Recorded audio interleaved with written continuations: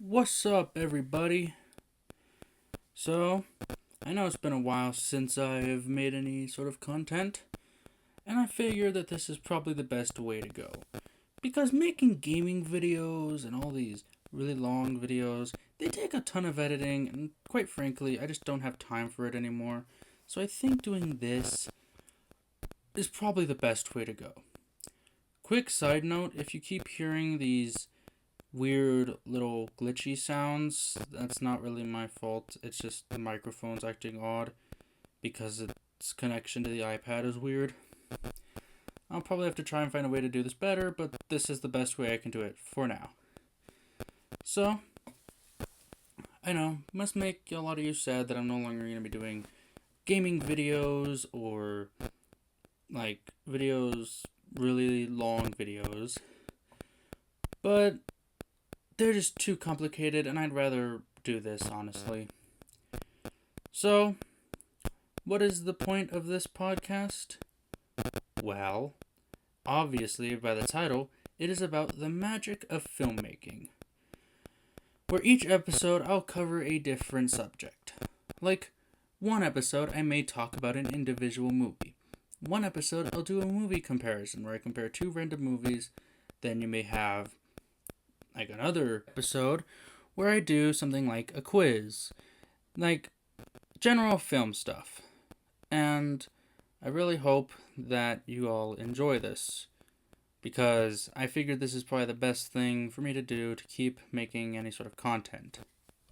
This specific episode, because it's the first, is not really going to have a connection to a certain topic, really, certain subject, but it's more so just about, filmmaking in general, why I love it, and why I want it to be my future career.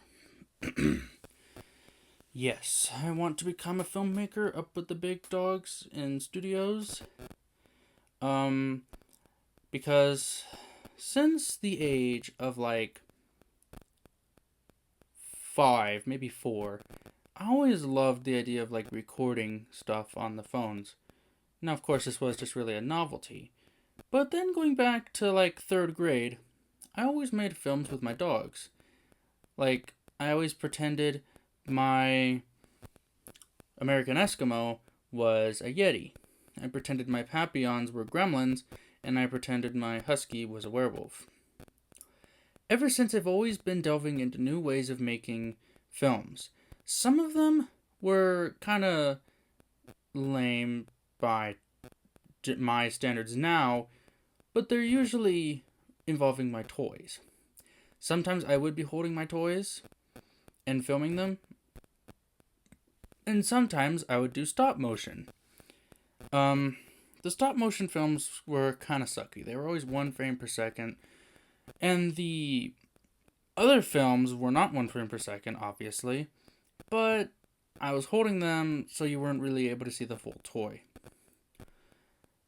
And then, eventually, I got into 2D animating. Once again, it was mostly just 1 frame per second. And then I just started making live action films. As you would expect, they were pretty much just horror films. I think one of the first examples of this was a film about 2 guys who fight. In fact, if you go back on my YouTube channel, you might find these videos. And it was essentially 2 guys fighting.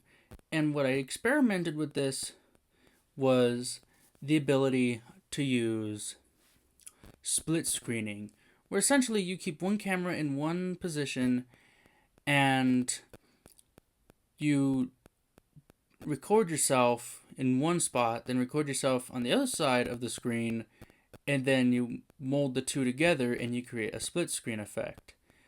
Now, I will admit that this effect all depends on the lighting, because the lighting can easily change. If the lighting doesn't change, it can look seamless, and it can actually look like there are 2 of you on screen. If the lighting does change, then it becomes bluntly obvious that, that there's 2 screens going on here. And unfortunately, this film was kind of subject to that. There wasn't really a moment where it actually looked good. but that's just kind of part of it. Part of the process. And then I made a film called Friday the 13th, where Jason Voorhees actually comes after my character. I guess just me. And it's a similar film, really, because it was also just a dual screen, and it was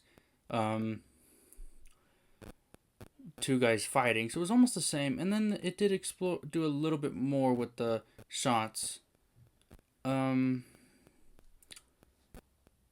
that was it for the beginning.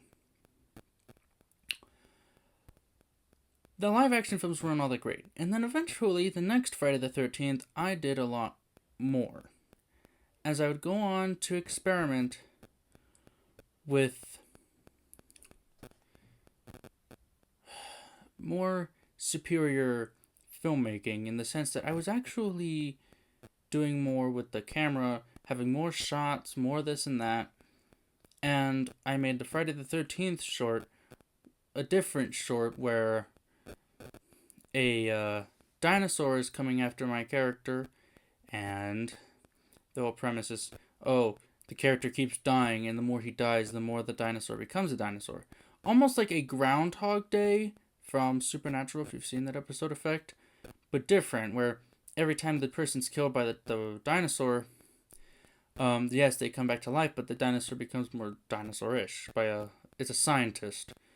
When the scientist becomes a full-on dinosaur, the person, when they kill the person, it will be the last time. And this film was interesting since it had live action footage, animated footage, and stop motion footage. Unfortunately, the stop motion footage, there wasn't nearly as much as I wanted there to be. I don't remember exactly why, but I think it's just because no matter how hard I tried, I genuinely could not mesh the stop motion with the live action film. So, yeah. Unfortunately, there's only like 3 shots of the dinosaur. Where I really went high and above for making a film was a film that I haven't actually published at all yet to any sites. You can't really see it unless I do post it, called The Jock, the Nerd, and the Artist. Now, before this, I made a short called The Evil That Haunts Us All, which you can find in the channel. Little summary of The Evil That Haunts Us All. It's a short, essentially about a person who has a mental breakdown, and then this being, I don't know if it mentions, but the name of this being is Shadow Fox, essentially taunts this person and tells them how awful they are and how they don't really deserve to live. And the person eventually loses it and is like, okay, I essentially thinks of committing suicide, but then he's like, I don't know if I have the strength to do it. And then Shadow says, well, I do. And then Shadow promptly kills the man. In a pretty graphic scene, if I'm being honest. That film was the very first film I ever made featuring one of my major characters, Shadow Fox. Actually, my most major character. And that is his first appearance, and that is the first time any of my unique characters made an appearance in one of my films. So, Shadow is my official first character. At least by that point. The Evil That Haunts Us All was not that hard to make, because the animation itself was actually relatively easy to do. Shadow only has like 2, maybe 3 moments where you see him. You see one moment where his eyes start get angry and his pupils shrink. Another moment where he's smiling creepily, and then the moment which is actually the first time I did a hybrid between 2D animation and live action footage, where Shadow's arm extends, punctures into the character, punctures into me essentially, and you can tell because it has the scream sound effect from Five Nights at Freddy's Security Breach, and then it cuts out and goes into the, like the static screen from Five Nights at Freddy's. So it's kind of a reference, but Shadow, his arm reaches out, kills a guy, and he comes on screen. That's basically it for that one.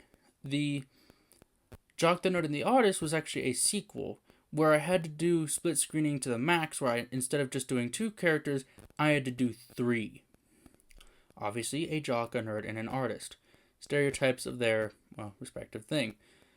And Shadow comes and taunts them all and possesses the main character, the artist. The artist takes out the jock and the nerd. Well, it doesn't kill them, but he knocks them out. And then Shadow proceeds to beat up the artist. And the artist actually does he doesn't die, but he gets in the, center, like the little realm between death and living, to where just a little bit one way and you'll end up there. So just a little bit towards death and you're dead. A little bit towards life and you're alive. With the artist is brought back by a weird angelic voice, and a scene where he fights Shadow, which does have a little bit of combining of 2D animation, 3D animation. Shadow's defeat's relatively easy, and then it ends with them being cool again. Although in the middle of it, there is a scene where a dinosaur does come in to attack him, and it was with stop motion, and I don't know why, but the stop motion there was a lot easier than with the Friday the 13th short. But either way, that film was interesting. And then eventually I went on to make but that had no story. It was just monster comes in, attacks some people, they get rid of it, hooray. It wasn't even really that well made as a film at all. And I haven't published it, so it's not really a finished film yet. And I started working on it all the way back in early 2022. So, yeah. That thing's just been sitting there for 2 years waiting. And then I went on to make something that was far better. A little stop motion short called When Toys Come Alive. Not to get confused with Toy Story. And that is on my channel. You can go back and look at it. A little 10-minute short, stop motion. Just my toys getting into hijinks, essentially. And, yeah, it's not that amazing, but I do think it's a lot better because it has a lot of cool effects, and at least for my standards, it has a lot of cool effects. And overall, I just think it was well done in comparison to a lot of my other, by stop motion film standards, all my other stop motion films were 1 frame per second.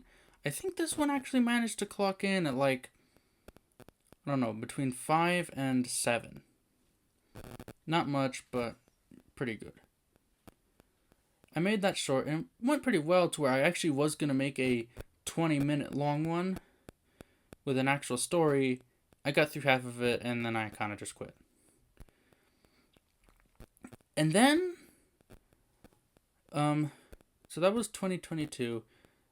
The stop motion short that I did finish, When Toys Come Alive, was made early 2022, the week before spring break.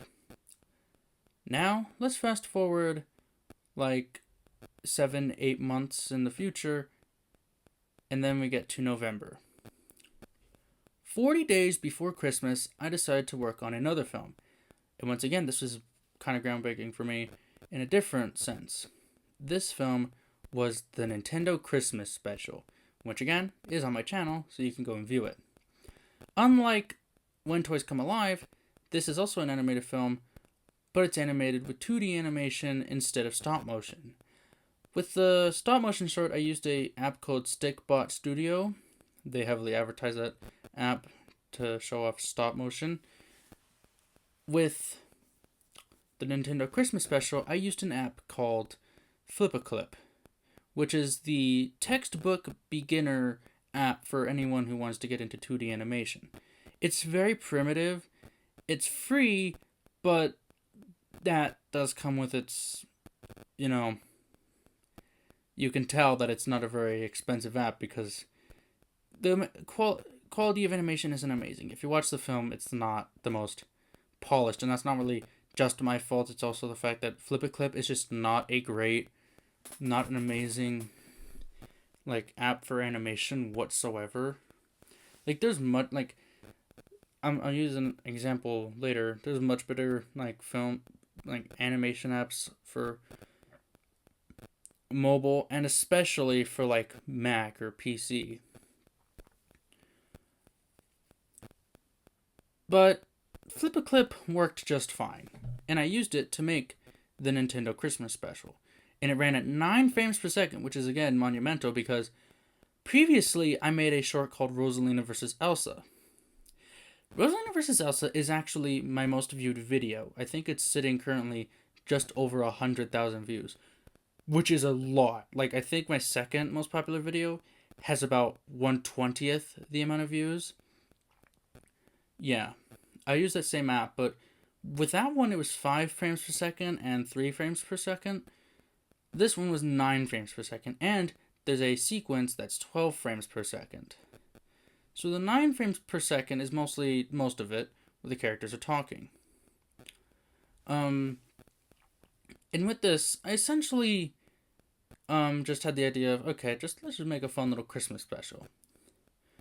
It's essentially about a little inkling named Cephalomena, and if you're wondering why she's called that, Cephalomena sounds like cephalopod, and cephalopods are like the animal type that are like squids and octopuses. Obviously, inklings are meant to be like squids, so that's why I gave her the name. And she has a girlfriend named Betty. Now, this is at a time where I kind of wanted to be unique, so I decided to have a gay couple in there. Oh boy, let me tell you, the amount of gay couples in films has really gone up because when I were trying to get representation. So, yeah. One thing I will say is that it's the first of my films to have a full-on kiss scene. Now, I know that in When Toys Come Alive there is kind of a kiss scene, but it's not well detailed at all. It's literally just two toys going up to each other's mouths, and it's not well, like, it's very easy to assume she was just sniffing him. In the Nintendo Christmas special, there is no denying that it is a kiss scene. So my first ever scene I ever did in one of my films of a kiss scene was between the two Inkling girls.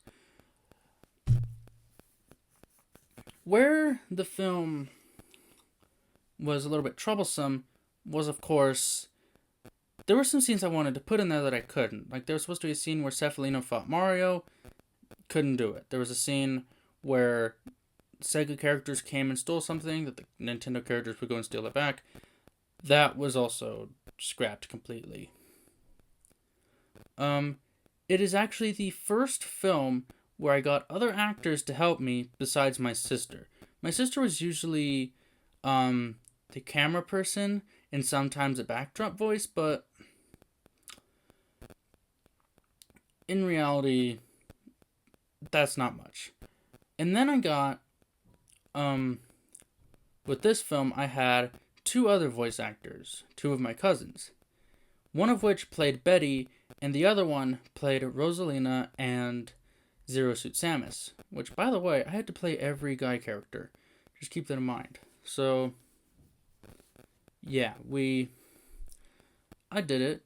And I figured that I didn't have enough of it, so I decided to animate 2 other scenes. One scene is the scene where Holly Jolly Christmas plays, and it's just a bunch of funny little hijinks, slapstick. And then the other scene is actually heavily Fantasia inspired. It's to the Nutcracker theme, and mostly with trippy imagery that has no like real meaning to it, if you get my drift. But you watch it and it is meant to look kind of pretty. Now, with that scene in particular, that scene was actually 12 frames per second. So, kind of monumental. I'd never done something that was 12 frames per second until I did that scene. Yeah, that's really all there is to say about the Christmas special. It is actually, as of right now, my favorite film that I've made. Which is a little concerning because I made it 2 years ago. Okay, not yet 2 years ago, but on Christmas it will have been 2 years ago. So, yeah. And I'm right now working on my biggest and most ambitious project yet, where I'm basically taking all my abilities and making one film. And the animation, I'm using a much better app called Procreate Dreams. It's anyone who uses Procreate Dreams is like it, but it actually is able to make animation. Now, that app does come with a lot of inconveniences, so it does generate better looking animation than Flip a Clip, but it's far less, you know, it's far less convenient. And that is to help make it more, like, professional, but I don't know. The main problem is that it doesn't have a lasso tool, which is just kind of bonkers, because it basically means if you want to grab something, you have to grab an entire, like, because each, like, animation, like, layer, not really layer, but, like, everything, like, it's all separated by tracks. And the only way you can update it, like, move something, is you have to move an entire track of it. So, essentially, each character may have to be their own track.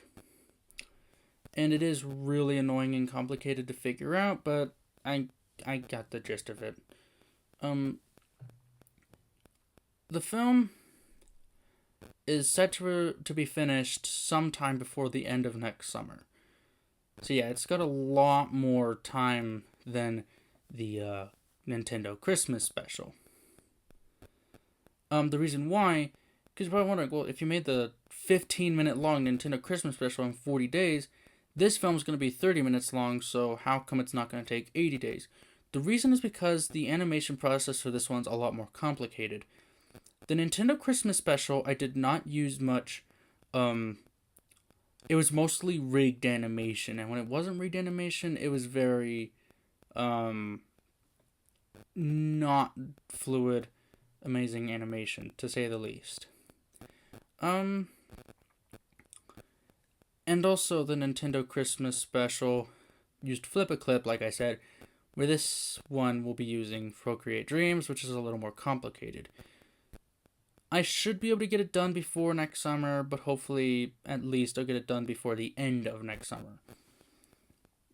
So that should be good. The film, I don't want to give anything away about it, but that's essentially the gist. And the whole, like, filmmaking career, it always, like, it never really dawned on me that I wanted to become a filmmaker until, like, I just noticed how many these films I was making, and I was like, this is genuinely fun and passionate. You know what? This is honestly just, this is what I want to do. Because for the longest time, I built up that I was going to be a paleontologist, and then I realized that was just so much work and just way too, like, complicated. I mean, film's probably more work, but that's just, like, kind of boring in reality. I figured it'd probably be the better option to actually stick with making movies and actually make it a career. Like, I watch films like Fantasia, Raiders of the Lost Ark, and Die Hard. If you watch my 100 favorite films of all time list, then you'll know what my favorite films are. And, okay, that list is a little outdated. I do need to update it. But yeah, those films are so, like, great to me that I take heavy influence from them, and, well, here I am today making films. To me, the magic of filmmaking is being able to express your creativity, being able to bring your ideas to life in a way that no other medium can do. Okay, yeah, you could argue they're less interactive than video games. Okay, yeah, sure.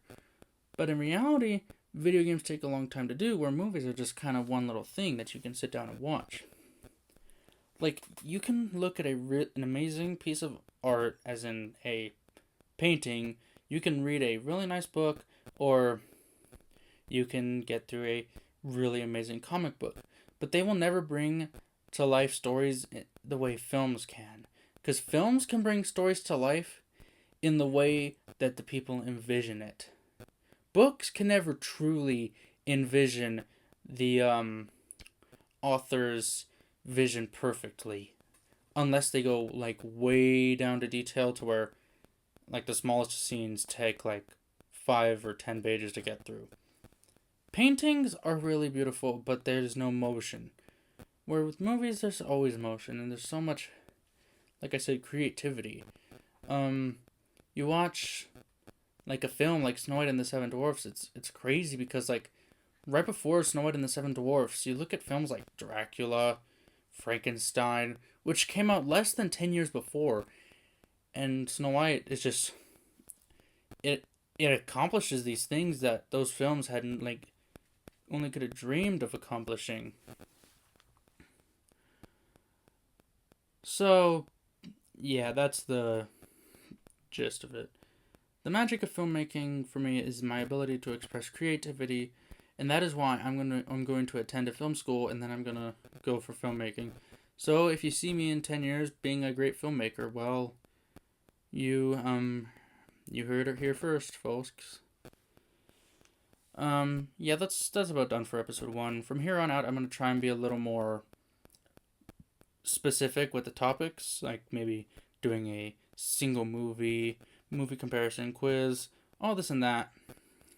Only here on the Magic of Filmmaking. What is up, folks? We're back with another episode of the Magic of Filmmaking. Last time we explored the idea of filmmaking, basically how my history with filmmaking, but today we're going to be a little more specific. Also, I know that I released an episode 2 days after the last. I'm not going to have this keep up. I'm going to try and do it weekly, maybe once every 2 weeks, but I mean, definitely more than once every 3 weeks, but this is kind of a special occasion. Not going to do it this often, but I felt like I should probably do one for Halloween. So, what have I decided to do for Halloween? Well, for the first Halloween special on the Magic of Filmmaking, I thought it'd be good to review one of my all-time favorite films. A film that generally is very, very inspiring, and it's actually kind of sad that it's not very easy to get. The only way you can watch it is if you watch an upload on YouTube, or if you can buy like a 20-year-old DVD. Why it's unavailable anywhere, I have no idea. A film that received a decent remake, really good reviews, at least nowadays, and is generally considered one of the greatest movies from the 1970s. It is also considered one of the greatest horror movies. It is probably the most common answer for the greatest zombie movie, and it is my all-time favorite horror movie in general, excluding Michael Jackson's Thriller, that is. Dawn of the Dead. Spoiler warning. This is a film that was released in 1978 by legendary director George Romero. Almost 10 years prior, 9 years prior, so almost 10, George Romero released the masterpiece known as The Night of the Living Dead. I'm going to be honest, I'm not as big a fan of it. Like, I see why it was revolutionary, and like that film is one of the most influential films of all time because it literally spawned a genre that there's hundreds of things for. Like The Walking Dead, The Last of Us, all its sequels, all these zombie films. Wouldn't have them without Night of the Living Dead. And that one does need to be praised a lot. It is also the first independent film to get major releases. Now, of course, Dawn of the Dead is actually the sequel to Night of the Living Dead. Night of the Living Dead does deserve a mention, so you're probably wondering why I decided to cover Dawn of the Dead instead of Night of the Living Dead. The reason, to be honest, in order to do this, I'd have to rewatch them just to make sure I have all my clear thoughts, and I'm not really in the mood for Night of the Living Dead. It's not really a movie I'm going to watch very often. Once again, very influential.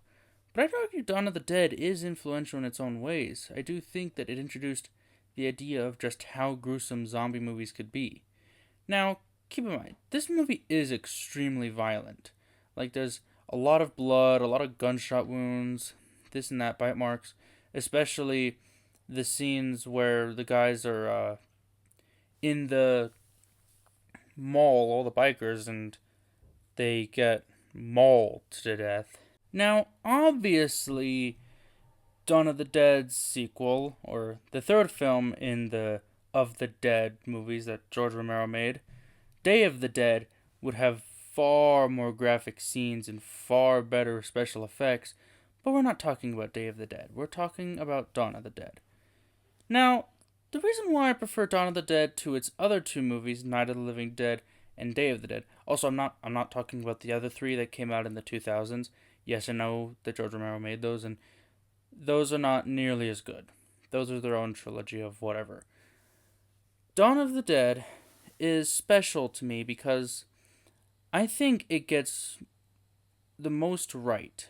Like, Night of the Living Dead was really good with its characters, and it was really good with its horror and what it was trying to go for, but admittedly, it wasn't all that violent, that it didn't have the violence it needed to really amp up the fear and the tension. Day of the Dead had plenty of gore, and if you like gore, then, well, Day of the Dead's for you. It's probably the greatest zombie gore of all time. But kinda lacks some characters. I mean, the main character's cool, but that's basically it. Though Night of the Living Dead is cool that they did black and white. That does give it a much more of a better classic feeling. And I will say, the little girl in that movie, good criminy, that scene scared me. Where she, does you-know-what to her mom. But Dawn of the Dead, I feel, finds a good balance between the two, of good, compelling characters, thrills, and also gore. The gore isn't as explicit as it is in Day of the Dead, but the characters I think, are equally as good as Night of the Living Dead. I also think that it's a lot more fun than the other two. Night of the Living Dead is not a fun movie, and that's obviously the intention. The intention is for it to be miserable. The idea that this is the apocalypse and people are, like, dying and then being resurrected as essentially living corpses, and Day of the Dead being about humanity's last effort to try and survive, ending up in the gutter, if you will. Now, Dawn of the Dead takes a more fun approach to the idea, because they probably noticed that the slow-moving zombies just probably aren't that intimidating, and decided to make it so that the characters can actually play around with the fact that these zombies are slow and don't really do much. Case in point, when they start throwing pies in their faces. Dawn of the Dead is a very, very well-made film, but in a weird way, it's technically not. The camera work is not all that amazing. The score is definitely not high caliber. I mean, for God's sake. Like, you might say, oh, this movie's old. Dude, this was the same year that Superman came out. This is the same year that John Carpenter's Halloween came out. Let's just say 1978, there were some films. Superman alone should be a good example of how a great film score should be. Now, I must also say that I am completely aware that the zombies in this film look a little off. It's because the way the color with the film, how it didn't really translate well from how it looked in real life to the film. But, you know what, I'm not really that mad about it, or upset. What's the film mostly about? Well, it's about this group of people, two of which are from a news station, and then the other two from a group of fighters. They band together, and then they go to a mall in a helicopter, and they decide to take over the mall. So they get all the zombies out, they block the entrances with giant cars, or trucks, and obviously, they have them all to themselves. Unfortunately, one of the people is bitten, so they end up turning into a zombie. A lot of the film is just them kind of hanging, chilling in the mall and just not really having much to do. Then a biker gang comes, and our characters are put in a lot of really bad situations where they have to fight off the bikers. At the same time, the zombies get in, so they have to fight off the zombies. The bikers are all pretty much killed off by the zombies, or they probably just ran away. And one of our main characters, the Flyboy, is bitten by one of the zombies, and actually not one zombie, he's bitten by several zombies, so much so that he actually turns to a zombie really fast. They normally take like 3 days, but he was bitten so much the infection just got him to him immediately. And then the last two characters fly off. Where to? Nobody knows.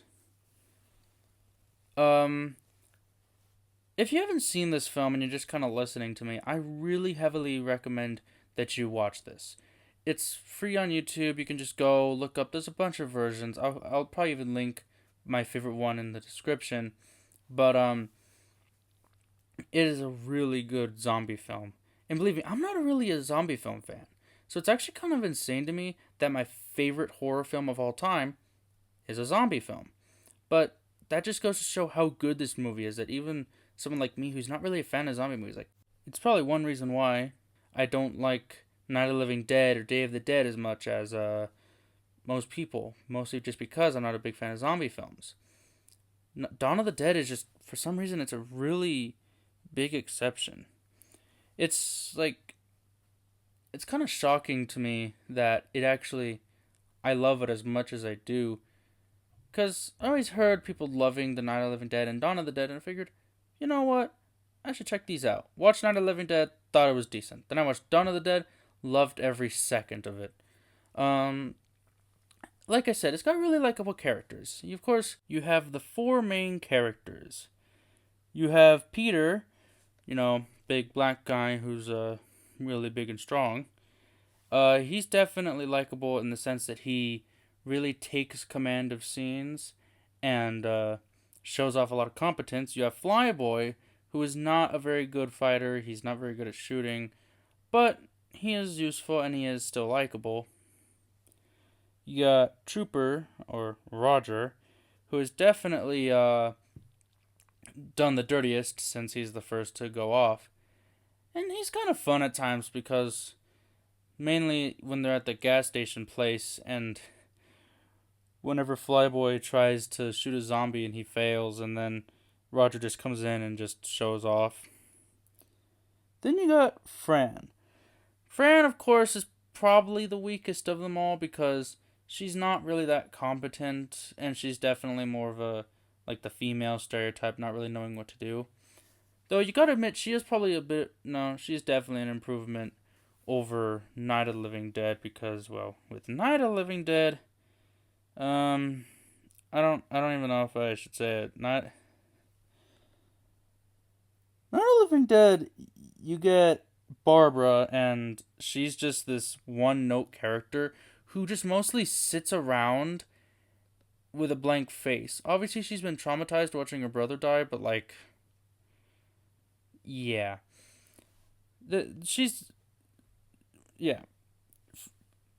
Fran is a big improvement. But she's not perfect. I think the idea is that she's flawed.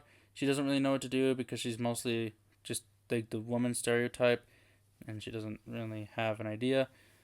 But she is still a good character, even if she's not the best fleshed out of the four. And of course, Day of the Dead.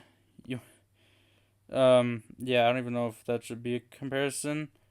The female character there, Sarah, is far more interesting because she's actually a strong female character, not like the ones nowadays. But alas, Fran is still likable because even if she isn't the most stable, she definitely tries her best to help everyone. I also really like the title, Dawn of the Dead. Obviously, it's not Night of the Living Dead. Night of the Living Dead just has a ring to it, and it just sounds creepy. But I think Dawn of the Dead fits this movie more. in the sense that, for some reason, just Dawn of the Dead, it just has this sense of violence to it. And it actually helps because this film is very violent, where Night of the Living Dead isn't. Night of the Living Dead, the reason why it's not very violent is because Tom Savini, who did the effects for Dawn of the Dead and Day of the Dead, was also supposed to do Night of the Living Dead. Yes, he's been doing effects for that long. But he got drafted into the Vietnam War. He had to go, so they had someone else do the effects. And then you got Dawn of the Dead and Day of the Dead, where Tom Savini really pulled off the effects. Just like, he really not. I mean, Dawn of the Dead definitely with the intestines, but Day of the Dead, good lord, with some of those scenes of someone's throats getting ripped apart, and they're literally like, as the zombie is messing with their vocal cords, they just start sounding off and high pitched. Of course, you got the famous scene where a guy literally gets ripped in half. Well, he got shot and then gets ripped in half. Man, oh man, that movie is just... Whew. But we're not talking about night or day. I keep forgetting. But, I mean, it's kind of hard not to because those two definitely have their own strengths. Another thing about Dawn of the Dead that I really love is the setting. It's just really cool to see a mall because I'm a sucker for malls. So seeing an entire horror film set in a mall, you got me hooked. And it's kind of interesting to see the characters, how they change. Because it really does ask the question, if there's an apocalypse and you're stuck in a mall for basically however long you stay there, what's going to happen? Are you going to get bored? Are you just going to question if this is the rest of your life? Which is definitely a scary thought, for real. And believe it or not, this mall actually was used in, you'd imagine they'd use a real mall, because this movie definitely had a pretty high budget. Night of the Living Dead had a really small budget, but this movie definitely, you can tell they kicked up the budget a lot with a lot of the scenes, a lot of the, like, how much cast they have, the motorcycles, the gunshots, all this and that. But obviously, they did not have the budget to build an entire mall. That would just require, like, almost blockbuster level of budget for that. So they decided to use a real-life mall. In order to be able to use this mall, they had to have it for half of the day. Half of the day, it was running like normal, people shopping around, this and that. During the night is when they would film in it. Which does have you beg the question, how are there so many day shots? I don't know, maybe they were early enough in the morning to where it's not open. And you also have to question how they managed to clean up all the bloodstains and all the damage that they did while filming. Who knows? If you're a really big fan of this film, you can actually visit the mall that it was set in. The mall still exists and it still runs, but it's not very easy to tell exactly that it's the same mall. They changed it a lot, like the bell tower is gone, the big clock's gone. Most of the props are gone. There are certain things you could probably try and find. You might be able to find like an elevator, might be able to see some similarities, but for the most part it probably isn't worth like hours of travel. In terms of scariness, I will admit this probably is not very scary. It's definitely not as scary as Night of the Living Dead, but that's not really their intention. Their intention isn't to be scary, it's to be more of like an action horror film, because it can still scare you with just how violent it is. And, well, of course, you got zombies, and those are like some of the most famous creatures in all of horror. But this film prioritizes character, and that gives it a big bonus. Yeah, it's very, like, simple with story, but, like, it's a zombie film. What do you expect? Yeah, that's I'm almost done, actually. No, Dawn of the Dead is just, it's such a great film just because it's just kind of relaxing and chill when you want it to be, and it's fun and exciting when you want it to be. It's just kind of the perfect blend of all these aspects. And some might disagree with how much I love it. Like, they might be like, okay, buddy, calling it the greatest horror film of all time, you're really stretching it there. Oh, no. I mean, then again, there is Shaun of the Dead, which some might say is better than Dawn of the Dead. I think that might actually be the, most beloved zombie film. I don't know, man. That's clearly just a spoof. With all the modern, bland zombie stuff that's been coming out, mainly the last few seasons of The Walking Dead, Dawn of the Dead just kind of feels unique. Because it was a time where zombie films weren't what they are now, and they could be different. Because, well, the stereotypes that we have now of zombie films weren't really the thing. You have the Zack Snyder remake, which, full disclosure, I have not seen. I don't really plan on seeing. It just looks too drab, too mopey. Something about it it just doesn't look. It just doesn't look nice. So I'd rather not, honestly. Now, I do think that Dawn of the Dead is very much a film where you can ask one big question: is it actually a sequel to Night of the Living Dead? That might sound odd, but when you think about it, in a weird way, that question actually starts to make sense, because it's not technically, because it doesn't follow the same characters as the ones in Night of the Living Dead. Obviously, all the characters in Night of the Living Dead are, dead by the end of it, and there's really no connection. Nothing from that film is mentioned. The only partial thing is, zombies. But Night of the Living Dead was more so about the beginning of zombies. A couple of zombies happen to go into the areas, and that's where people start dealing with them, whether it be being victims or killing them. Dawn of the Dead, the zombie apocalypse is already established. So you could argue that the original Night of the Living Dead does in fact take place in 1969, and Dawn of the Dead does take place in 1978, since it seems like zombies have been going on for a long time. Well, that does seem pretty probable. It still raises the question, even if they are set in the same universe, is Dawn of the Dead actually a sequel?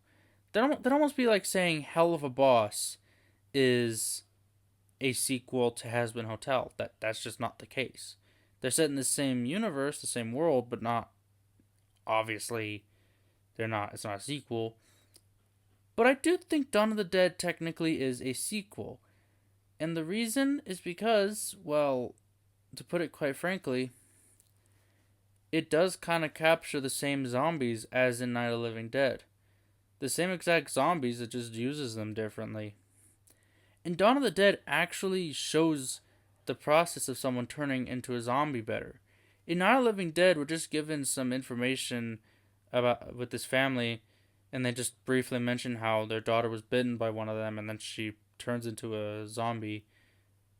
But there's not much of a process shown, where with Dawn of the Dead, not only is it shown when one of them is bitten, whether it be Flyboy or Trooper, and more specifically Trooper, we see after he's bitten the slow process where he feels fine for a while, and then slowly but surely his skin starts to degrade, he starts to go crazy, and eventually he just turns and he wakes up no longer human. It's it's pretty sad, if we're being honest. And Night of the Living Dead, yes, it kind of showed the process, but it didn't show it nearly as detailed as Dawn of the Dead did. In Night of the Living Dead, the girl is just bitten by a zombie, and she's just laying there, and eventually she just snaps and turns into a zombie, where Dawn of the Dead is a slower process. There's something I do want to do with each episode of the Magic of Filmmaking where I discuss a single film, and that is choosing my favorite scene.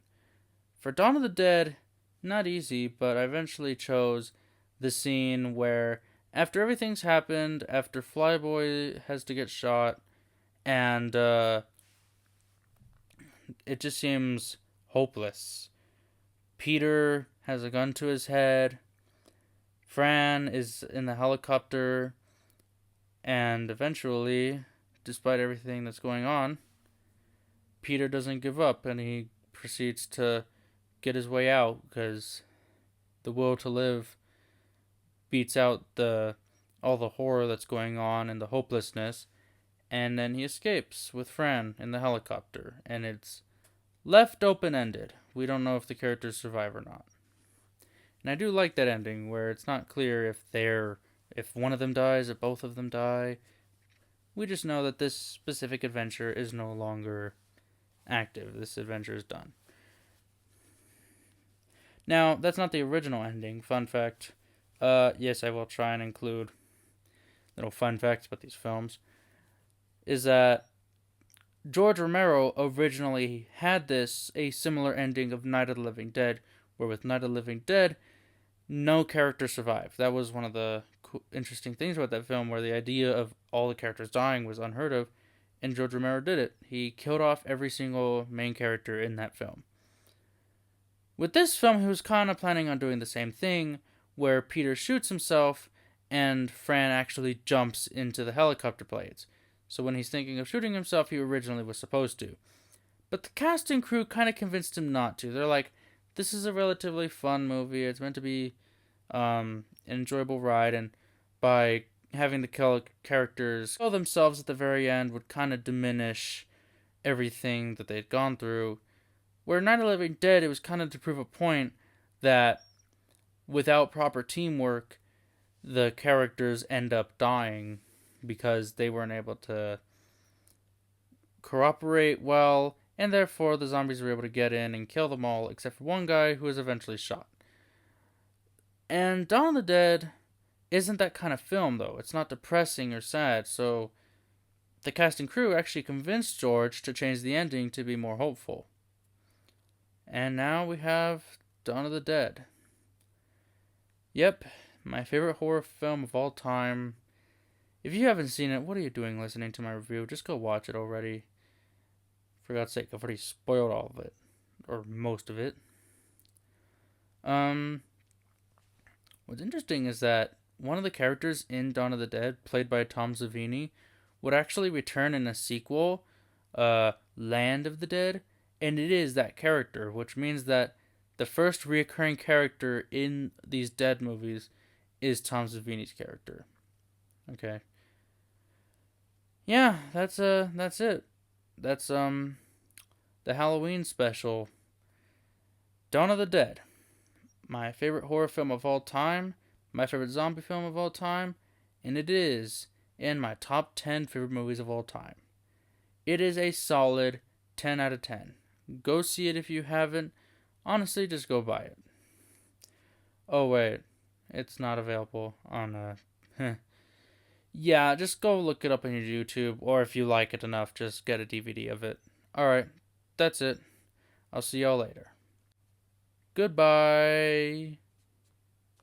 Oh god, I forgot to mention the racist character. Yeah, that guy sucked. He really got what he deserved. Okay, that's it. Hey, paisanos!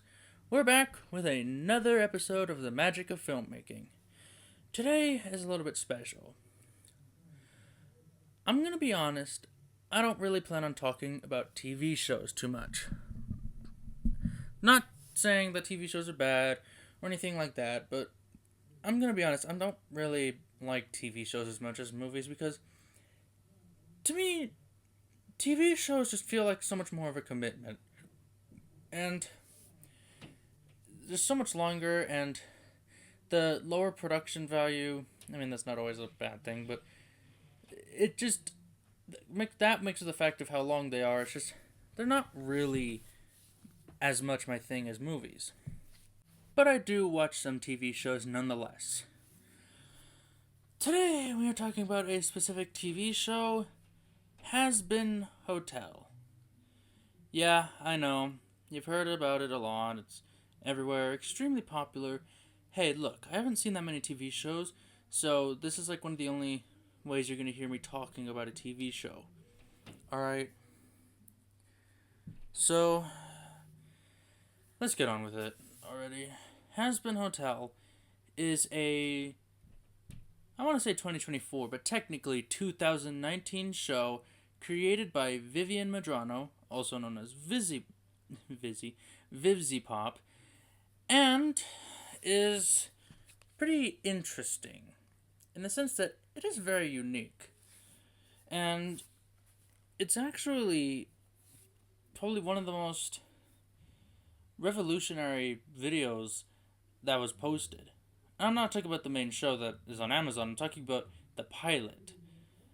The pilot was posted in 2019, and it took 2 years for Vivian and her team to make, and when you go back and watch it, it's definitely interesting to see just how different they tried to make it, and how they really tried to go aim for something new that people hadn't seen before. Now, Vivian Medrano, or Vivzy Pop, I'd probably just call it Vivzy Pop, it's a lot easier, had worked on a lot of things beforehand. She helped with the animation on a 5 Nights at Freddy's short, made a couple music videos, so on and so forth. She did a lot, okay? The thing about the Hazbin Hotel pilot was that it was definitely a very ambitious project because she'd never done anything like it. Her team of animators are very talented, but the idea of like taking her animation team, who probably made things that were like not even 5 minutes long, and then having to use their animation capabilities to make something that's over 30 minutes long, it's just something that no one ever saw coming. But then you go and watch it, and it's actually on a production value, talking production value, it's actually pretty like impressive what they were able to accomplish. Like, that's something that I could see a studio giving out, let alone someone on YouTube. It's so good, in fact, that people will actually debate it, if the main show improved or downgraded the quality of the animation. But they're two different kinds of animation, so well, I mean not necessarily, but they're two different styles. Where the pilot goes for a lot more smooth animation, and the designs are interesting to say the least. Yes, they're not for everyone. A lot of people don't like the designs, and for some people the designs are so off-putting that it actually ruins the show for them. I actually do like the designs. I think that they're unique and creative. Like, even if you don't like the designs, you can't take away that they are unique. But we're gonna take this one episode at a time. So specifically, I am talking about the pilot, and I will get onto some further episodes. So the pilot is talking about the pilot itself, not just how impressive it is that they were able to make it and how well it turned out, but specifically talking about the pilot itself and how enjoyable it is. I think that the best aspect about the pilot is the musical numbers. Not really the musical numbers themselves. I mean, they are pretty cool and catchy, but mostly just the animation that goes with them is so vibrant and pretty that it's like, this is bordering on movie quality animation. I'm not joking. That's how good it is. Like, the animation of the pilot in general is really good, but the music of it, the musical numbers, they really do have this sense of just non-stop action. And yeah, that's actually a really impressive feat, more so than the rest of the animation and the pilot itself. The first musical number you get is called "Inside Every Demon is a Rainbow." It's the only song in the pilot that's named, at least to my knowledge. And it's pretty catchy, but the animation that goes with it is so fast and vibrant and creative. I genuinely just, like, when I first watched the pilot, that actually hooked me heavily. I was like, okay, we got some good going on here. Of course, I would later on realize that the show wasn't technically YouTube. It's actually, well, the pilot is on YouTube, and that's the only one that's on YouTube. Yeah. But that's not all. So, yes, the musical numbers are great. But musical numbers don't make something whole. There's a lot of other aspects, so let's talk about those aspects. First of all, characters. What characters do we have here? Well, starting off, we have Charlie Morningstar, daughter of Lucifer Morningstar, aka the Devil. She's very vibrant, nice, and honestly the last thing you would expect from the daughter of, well, the devil. Her design is definitely, probably the least creative of all the characters, but that's not a big problem.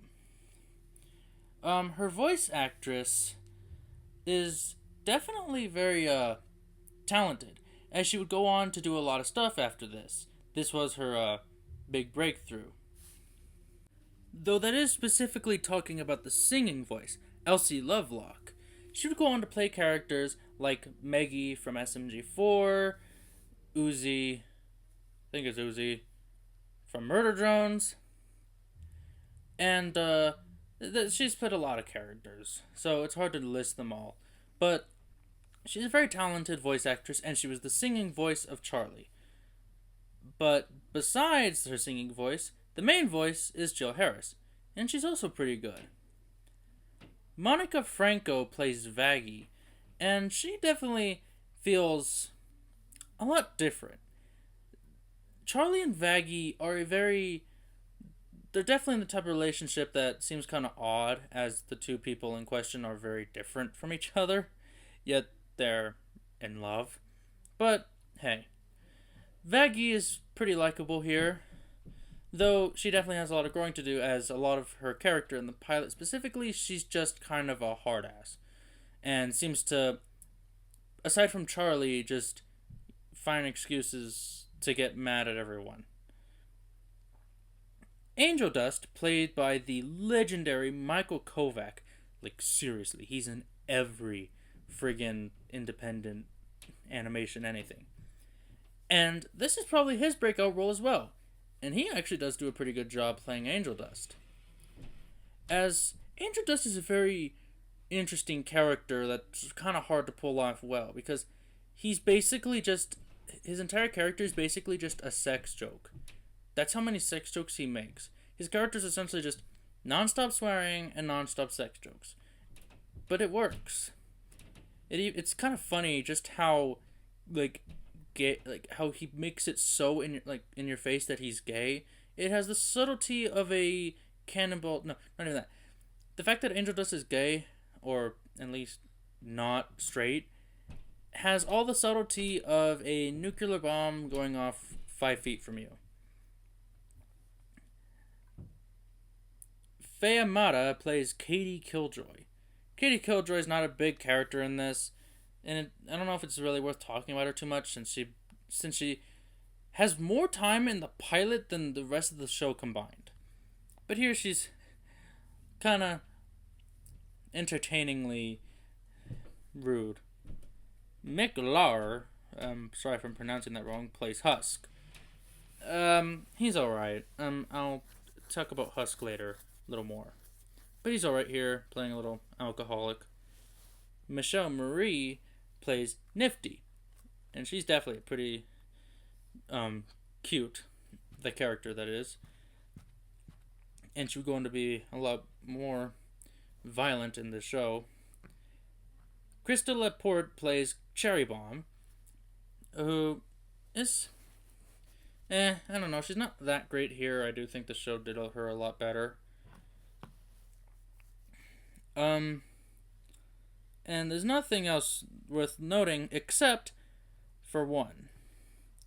Edward Bosco, Bosco? Edward Bosco as Alistair. This character was a huge standout, and he's kind of the reason why Has Been Hotel became so popular. The way he's written, the way he's done, he's so unique, and he kind of encompasses the character that a lot of, things we think of. Like, kind of like Heath Ledger's Joker, or Darth Vader, or like Freddy Krueger, friggin' Chucky. He's that kind of character to where, like, he's so evil, but in a way, he's kind of the most entertaining character to watch. Okay, maybe not the same effect as Darth Vader, but definitely like Chucky and Freddy. Though unlike Chucky and Freddy, Alistair has a lot of time to shine. And his song is actually pretty catchy, and I love the neon to it. And he's definitely a product of his time, the 1930s. The pilot itself has, it introduces a lot of characters. The story is, it's not a complete story. It's literally the first episode to a TV show, though it's technically not. It's more so, it's weird, because the show doesn't, I thought the show would have just inserted this as episode 1, or put this as the first episode, but it doesn't. So you kind of have to know that you have to go to YouTube to watch the pilot before you go to the main show to watch episode 1. But other than that, I do think that the pilot does do a pretty good job introducing you to this world. It's a world that's already known, hell, but it does a good job introducing you to this version of hell. So that's the pilot. Episode 1 of the main show. I'm gonna be honest, I don't like it very much. It feels so just doesn't feel, it feels kind of empty in a way. Like, not much really happens. Charlie gets excited and she goes to see or talk to Heaven about her idea. Vaggie gets annoyed because she's trying to film a commercial, but no one else is doing a good job at it. Alistair is not really as entertaining here, as he's just kind of in the background. Well, not in the background, but he's just not given anything fun to say, and that's kind of bad, because even though he's a really fun character, but he's only fun when he's written to be fun. When he's written like this, you're kind of just like, okay, what is going on? But I'm not saying episode 1 is bad. There's not a bad episode, but episode 1 is definitely the weakest. As like I said, it doesn't feel like much happens. The songs are, to say the least, not that memorable. Okay. The first song is not memorable. I don't really think it's all that great. The second song is actually really entertaining, and I actually do like it a lot. So, take that for what it's worth. We have to talk about one glaring flaw with episode 1. It doesn't do a very good job establishing Has Been Hotel. Like I said, if you don't watch the pilot before you watch episode 1, if you don't know about it, then it just becomes really weird. Episode 1 just straight up is not a very great introduction. It basically speeds by the whole idea that what Charlie's trying to do with her hotel. Like I said, they should have just also put the pilot in here, but whatever. Yeah, to say the least, it's not a very great introduction, so if you end up watching it without watching the pilot first, not knowing about it, you'll probably be a little confused. Now, one massive thing you'll notice going from the pilot to episode 1 is the change in pretty much everything. The animation goes for less smooth type, and there's a lot more rigged animation. The animation is not really smooth and frame by frame. There's a lot more rigged, where they just put characters on spot. Yeah, I'm pretty sure you know how rigged animation works. And I'm gonna be honest, I prefer the animation of the pilot. One of my friends actually prefers the animation of the main show, and I'm just like, good lord. Sometimes I talk to her, and it seems like everything I say, she just tries to contradict. And her reason is that she kind of sees the more constraints on this, and you can tell that there's constraints. One of the biggest things is the limited amount of time and the limited budget. Main problem with big problem with the show entirely is its low episode count. The fact that it doesn't have very much episodes, and it tries to tell a very grand story. But we'll get onto that a little later. Yes, the animation is a huge difference, and depending on who you are, you may like it less. Another thing, every single character is recast. Why? I don't know. To me I don't really like it that it just kind of comes off like, oh, these people are not well known. They're not gonna whatever. Fine. Be like that. So instead of the original voice actress for Charlie, Jill Harris, and it wasn't just Jill Harris, it was also Elsie Lovelock. We now have Eureka Henningsen. Just her, because she's also a singer. And I do think she does a good job here. I don't really prefer her over Jill Harris or Jill Harris over Eureka Henningsen. I think they both portray the character well. But she's definitely a little different, not just in her voice, but also kind of her attitude. But she still comes off as very naive and kind. But her singing voice is really good. Even though her songs aren't all great. But we also have another recast. They're all recasts. Stephanie Beatriz as Veggie. You'll probably recognize Stephanie Beatriz as Mirabelle from Encanto. And it's kind of incredible to see Stephanie Beatriz be in Encanto and play this bubbly, lovely character, and go into Hazbin Hotel and play this absolute hard-ass, just angry character. And, like, no offense to Monica Franco, but Stephanie Beatriz is definitely way better.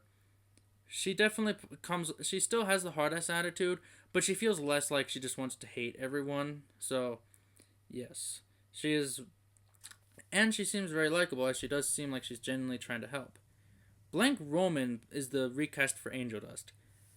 And another situation where I don't really prefer him to Michael Kovac. I actually prefer Michael Kovac with his normal voice, but Blank Roman definitely has a better singing voice, so they kind of are tied.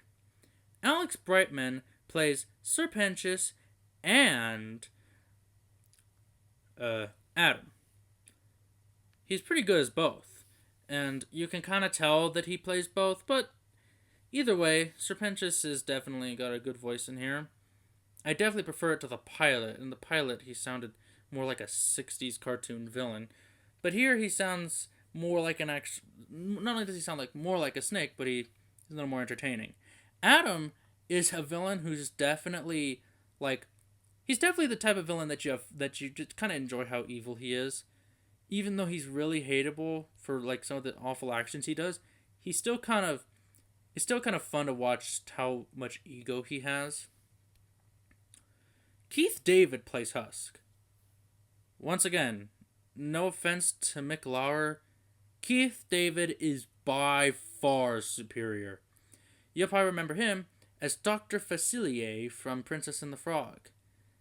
And boy, oh boy, he definitely does a really good job with Husk, playing him as the ultimate masculine character of the show. And yeah, I'll just leave it at that, really. Nifty is recast, but I don't know. I actually do kind of prefer. Nifty's the only character where I actually prefer her voice actress in the pilot. Most of the other characters, I either prefer the recast or I think they're equal. But Nifty, I do kind of prefer the one from the pilot. But I still like Kimiko Glenn, the recast. Yeah, episode 1's definitely interesting, but it's not a very great start. Episode 2, yeah, it's not very memorable, But I think where this one kind of fails in terms of like being memorable, it kind of makes up for it with certain like scenes. One big example is the introduction of Vox. Vox is played by Christian Borle, and by God, does he have a lot of fun playing this character. This is a character who, kind of like Adam, you kind of enjoy him for how evil he is, but you also just kind of like seeing him be pathetic, because he is kind of a pathetic villain. As Alistair says, he wouldn't have any power. The only reason he has power is because of his friends who help him. That song is genuinely very entertaining, let me tell you. The second one, not so much. Serpentius becomes part of the main cast. He's no longer a one-note villain. He works with the V's, but then they catch him betraying, but then they catch him, and Vaggie and Angel are about to kill him. Charlie saves him because Charlie, she is how she is. Yeah, this episode's not very memorable, but the State Gone sequence is very fun, and I do really like aspects about it. The one thing I will point out, Serpentius uses a hypnosis ability in this episode on Angel Dust. He never uses this hypnosis ever again, which is a little weird, but it's fine. I will say he's the only character in the show where it's obvious what like animal he is. He's obviously a snake. You wouldn't immediately guess that Angel Dust is a spider. He could be any 6, 8-legged bug. Yeah. Episode 3 is a little more memorable as it introduces Carmela Carmine and shows one of the other V's. Yeah. Where do I start? With Carmela Carmine is definitely very she's not really an entertaining character, but she's definitely an interesting character in the sense that she's not as entertaining, but she's definitely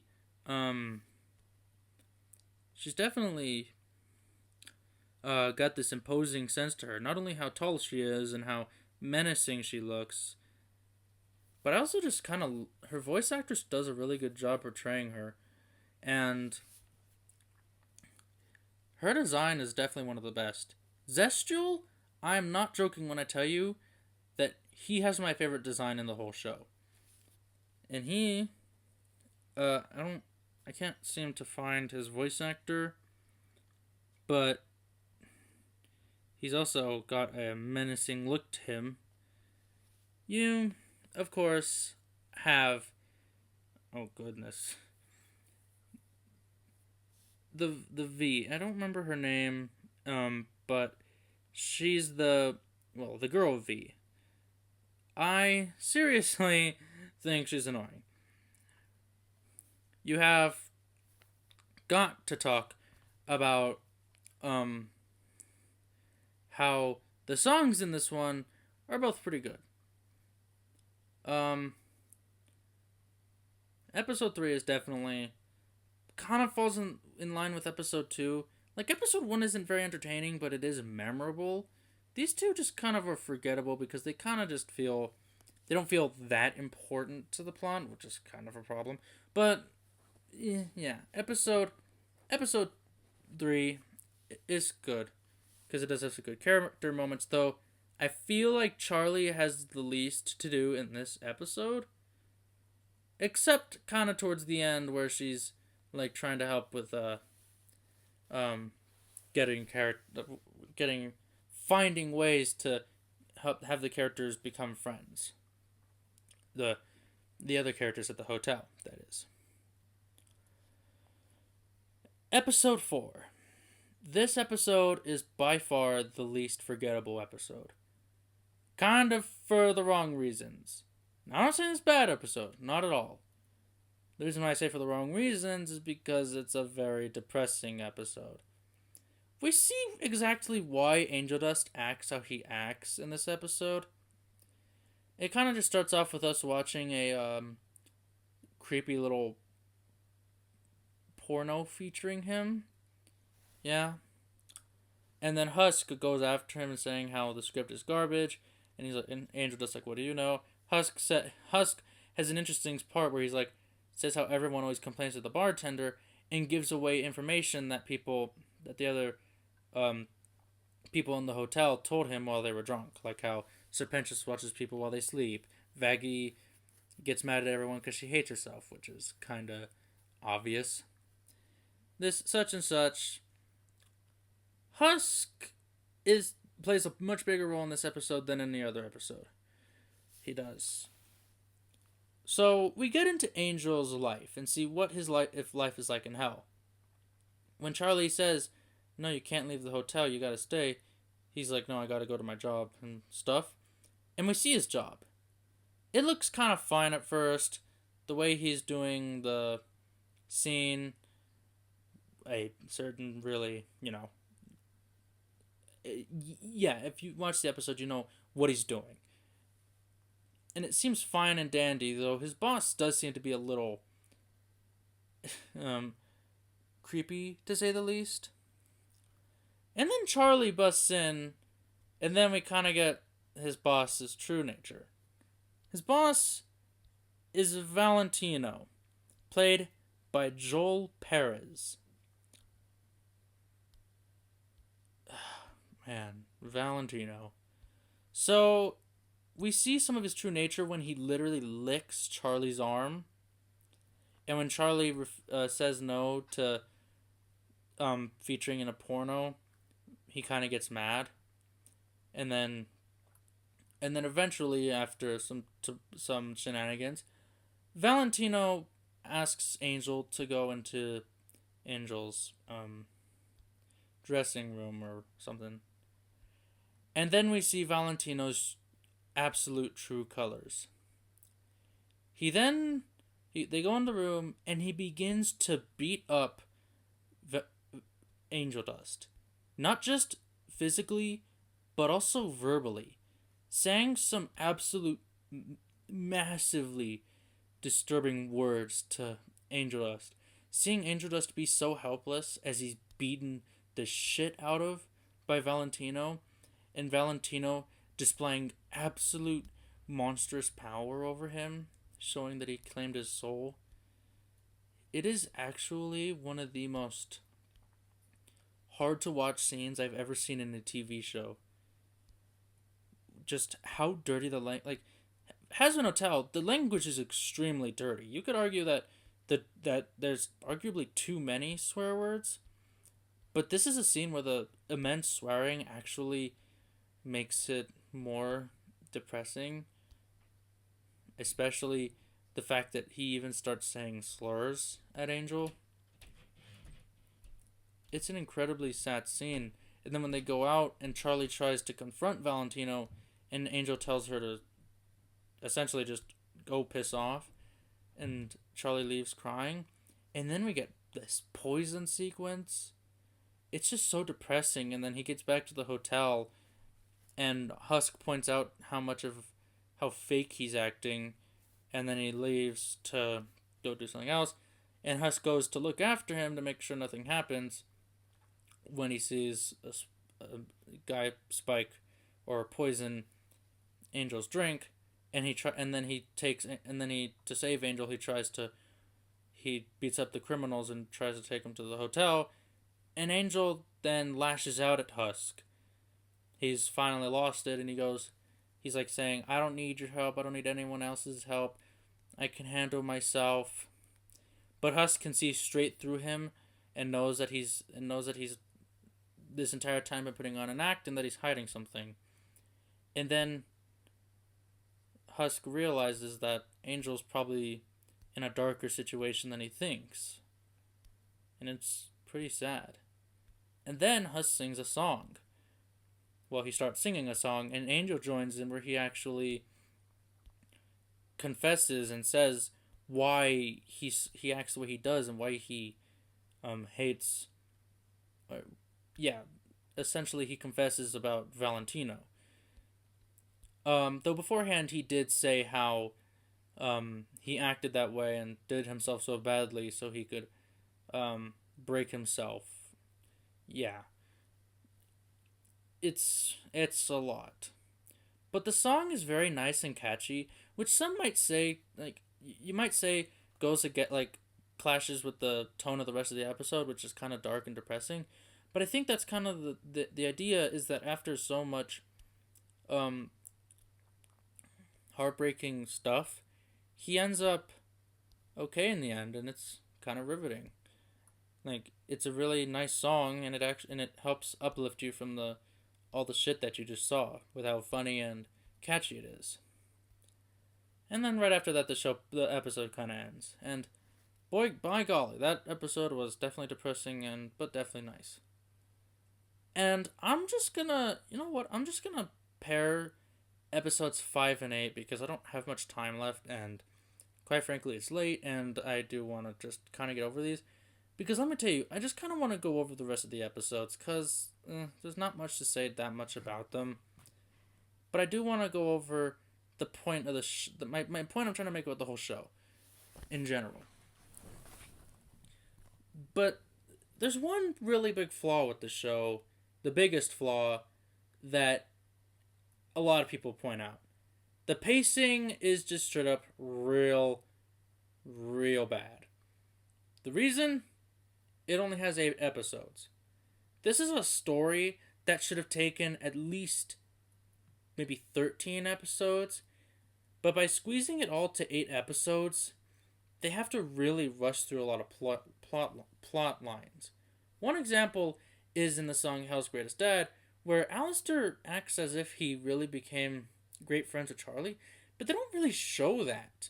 They haven't interacted in ways to show them becoming great friends, let alone for Alistair to be like, hey, I'm being a better father than your own father, right in front of Lucifer's face.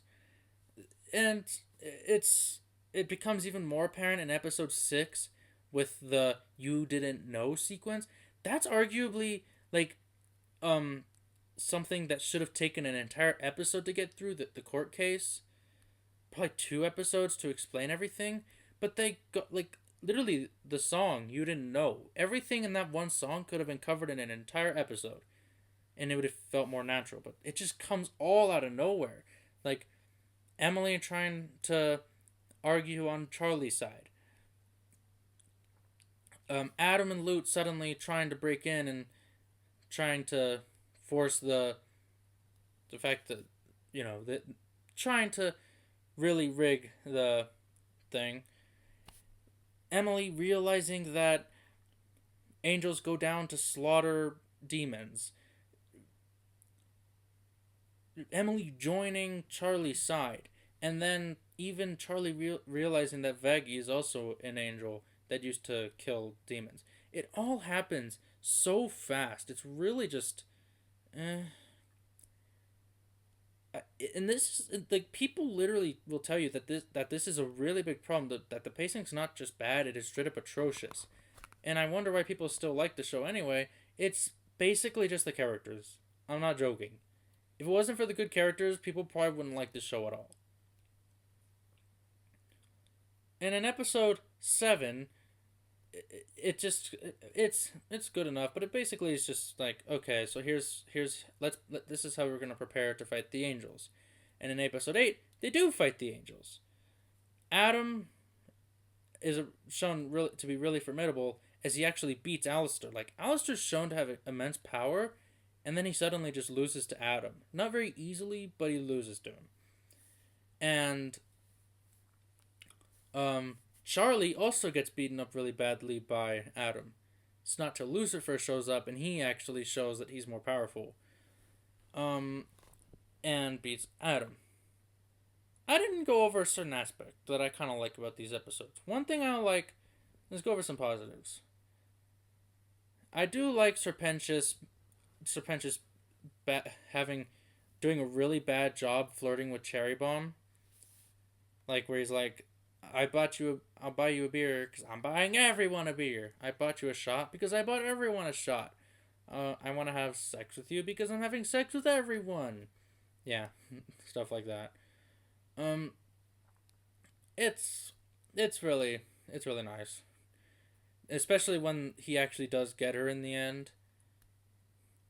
And I do prefer Cherry Bomb in the main show than in the pilot. Not just the voice actress, but also just in general. The voice actress this time, she's also recast because everyone's recast, is Crystal Leporta, and she gives Cherry Bomb a Australian accent, and it actually works. Definitely sounds a lot better than the American teenage girl vibes from the pilot. Lucifer is actually my favorite character in the show. Yes, more than Alistair. Alistair's a close second, but I will take Lucifer over him. He's so just entertaining and kind of, in a way, his pettiness also kind of, in a weird way, adds to his competence. But it does show how he's just lonely, so you'd expect him to be a little petty. Um, his screen time isn't big. He only appears in episodes 5 and 8, but his small screen time is definitely very entertaining. Um, yeah, that's the main show. I know I pretty much skimmed right through the last 4 episodes, but I wanted to talk more about the first 4 episodes to kind of give you an idea of like how I view the show in general, and then talk about episodes 5, 6, and 7, and 8 to kind of recap my thoughts. To end this off, I'm gonna rank every single Has Been Hotel episode, every single Has Been Hotel song, all 20 of them. You probably wonder why there's 20, but you'll see when the list is over. I didn't really talk about the songs because I wanted to talk about them in this way by ranking them, but I do have to go over this a little quickly. So from all 20 Has Been Hotel songs, let's go. Number 20, Welcome to Heaven. By gosh, by golly, Welcome to Heaven is very, very, very mediocre. It's so weird because like it feels way too lighthearted, or way too like hard to be feel like make you feel good. And unlike another feel good song we'll get to later, it doesn't really feel natural. It doesn't really feel normal. Definitely feels like kind of feels like okay, I don't buy this. It's kind of weird. And it's just not very catchy. The way they format the song, it's not very, I don't know. It just feels so sudden. It's very short. The whole like in the welcome to heaven, like just it's not that's not a catchy part. It's not a very nice song to listen to. I definitely am. Yeah, it's all people agree that it's the worst. It's not really bad, but it's not really good either. It starts with sorry, number 19. It's just kind of way too lighthearted. Way too lighthearted. It's Welcome to Heaven is tries way too hard to pop, and but this song tries way too hard to be lighthearted. It is just does not fit the rest of the show, and yeah, I agree with Nifty. It's just not fun. I don't like to listen to it. Happy Day in Hell. Yeah, it's definitely an I Want song. It really makes Charlie look like a Disney princess, and I don't really like that. Yes, she's a princess, but I don't think she should be Disney princess. I mean, I don't know. It feels way too Disney. That's basically it. It just feels so like uplifting. I want this, and it's not bad. It's definitely a song that I don't mind, but And I think the real thing that lifts it up for me is Eureka Henningsen. Her singing voice in here is so like full of energy. That's basically the only reason why I liked it. it so, but yeah, it feels a little bit too Disney to be lovable. Respectless. It's forgettable. I honestly am forgetting a lot of it as we speak. I don't remember that much of it. Yeah, it's late at night, but even then, I don't know. It's just not that catchy. And it's one of the few examples where Carmela Carmine's singing just isn't that great here. I don't know. Alistair is there and he doesn't say or sing anything. You would think he'd try and get involved. He tries to get involved in everything, but he doesn't. It's weird. I would expect him to say something, but to Velvet, but no. Yeah, I remembered her name. And Velvet singing is definitely, ugh, she's really annoying. Ready for This. Same problem. It's extremely forgettable, but it is catchy and it is a little uplifting when you see that the characters might just have a chance at beating the angels. And yeah, it really does. And it shows that Charlie can, in fact, be a competent leader. So, ready. Number 15, You Didn't Know. It's a good song, but the thing is, it's extremely long, and also okay, not extremely long, but it's the longest of any of the songs.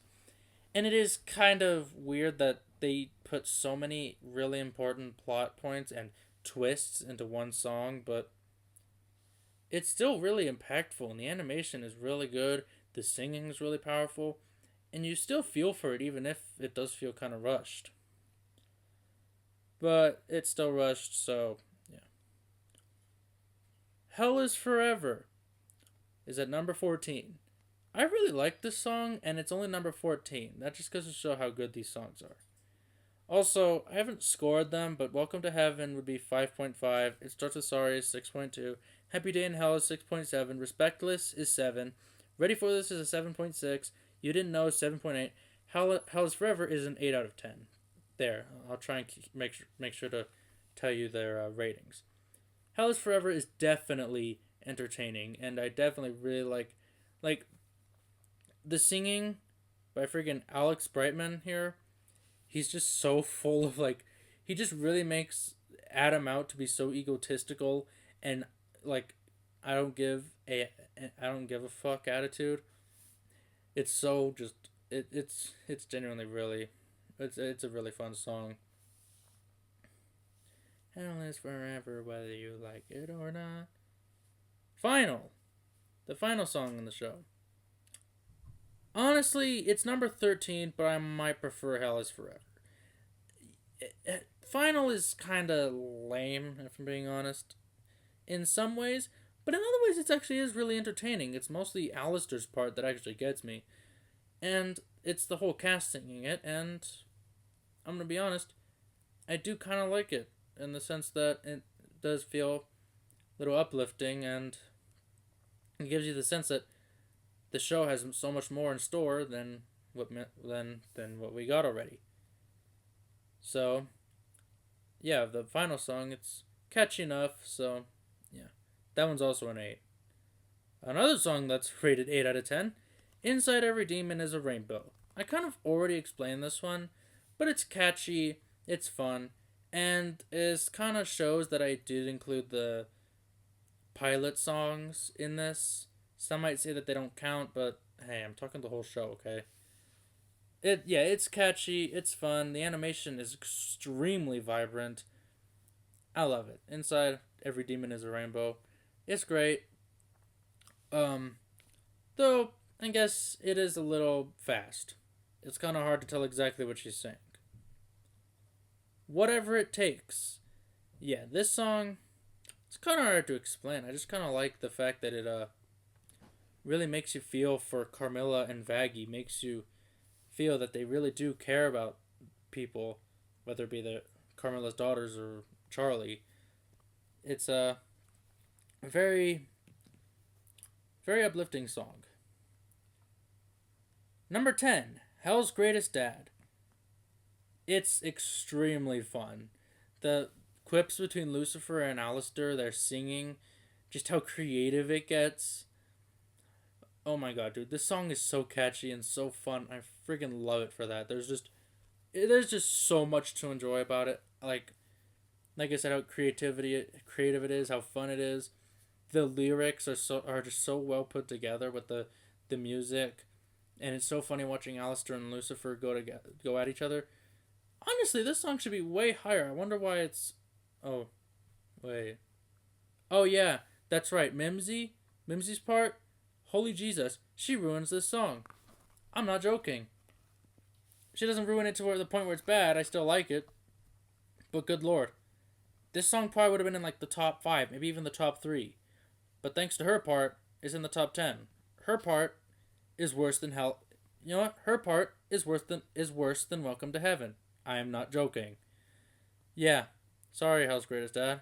You were great, but then that happened. Number 9 is Alistair's song from the pilot. I explained the animation earlier, but in general, it is really catchy, and I do like the way it's sung and just how uplifting it is. In general, it's got a nice ring. It's got a nice um aura to it. So yeah, I like that song, and I do think it's a little underrated because it's part of the pilot and therefore it's not as popular.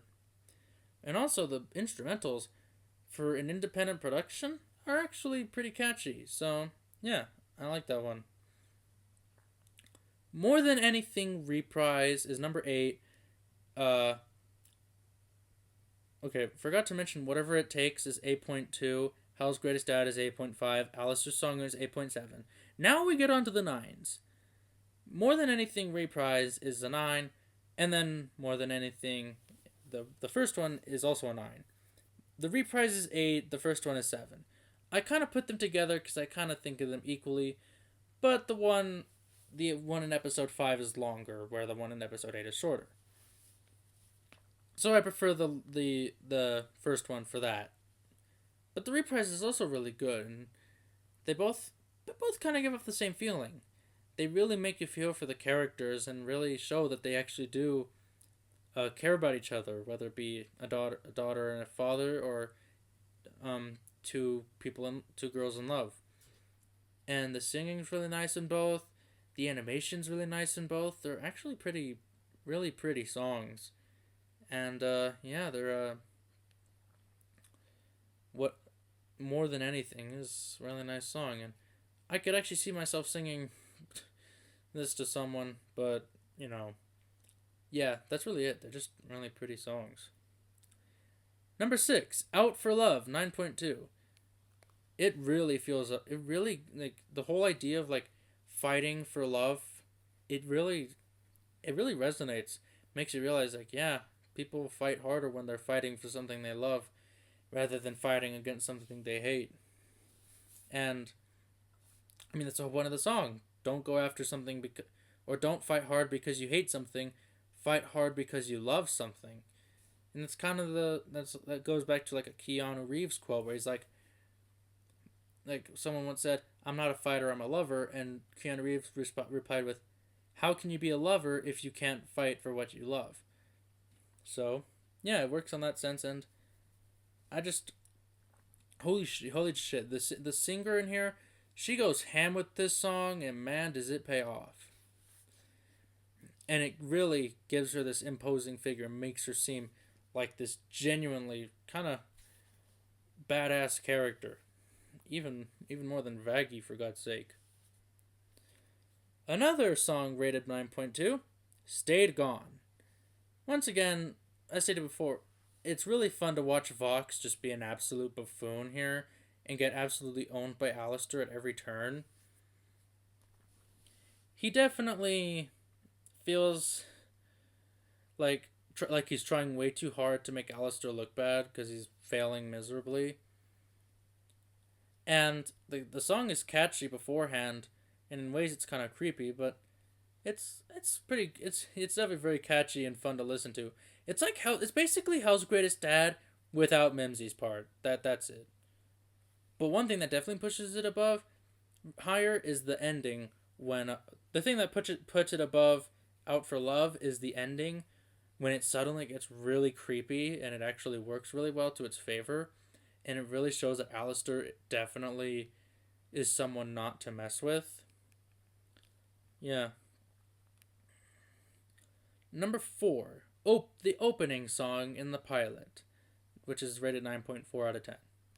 If you open the pilot, right, when you press on the pilot, the song that plays right at the beginning is the song I have. This is by far the most underrated song in this whole show.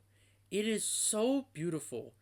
The lyrics, The the the instrumentals, the animation is really like it really gives you a sense of like foreboding creepiness, and the lack of color really helps to sell you that this is a world of despair.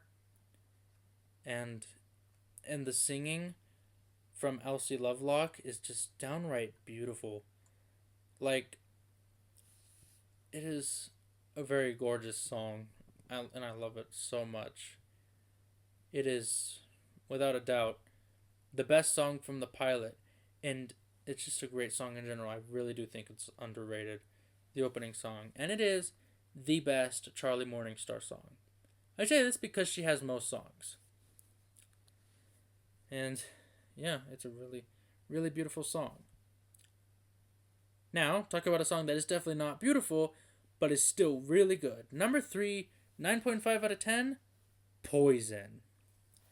This song is so depressing and so dark, but it displays this in such a way that it really like gets you to feel for Angel while still being a good song to listen to, while still making you sad. And in general, it just captures all the aspects of uh Angel, how entertaining he is, how sad he is, how rowdy he is, and the voice crack in the end. It's just a really good song that definitely is, at least to me, the best song. Well, the best song that is sung by one character. Let's just put it like that. Yeah, it's depressing. It's catchy. It's sad. It's disturbing. It's dark. It's really just a great mode of a lot of things. Number 2, Addict. Yes, I know this is technically a fan song, but Vivzy adapted it and did a cover, so I'm counting it as one of the main songs. This song just feels so empowering to me because it just feels like screw you, screw this. I want to live my own life. I don't want to live under your guidelines. And it's the first showing of Valentino being evil. Like, yes, he's evil in episode 4, but this is the part where you like it introduces the fact that he's evil. In episode 4, it brings him it that shows him in other ways, but this shows that he is genuinely abusive towards Angel, toward like showing him how he's enjoying watching Angel dance, forcing Angel to kiss him, and then at the very end you see a flash where he's actually well, you know, when the flash in the mirror. Yeah, you know exactly what I'm talking about. But it's also just a really nice song to listen to. Cherry Bomb has a really nice singing voice in this, and it's catchy, it's memorable. It's kind of like Poison, but to me better it's because it's more catchy and more a little more yeah, it's a little more catchy to Poison. That's really about it.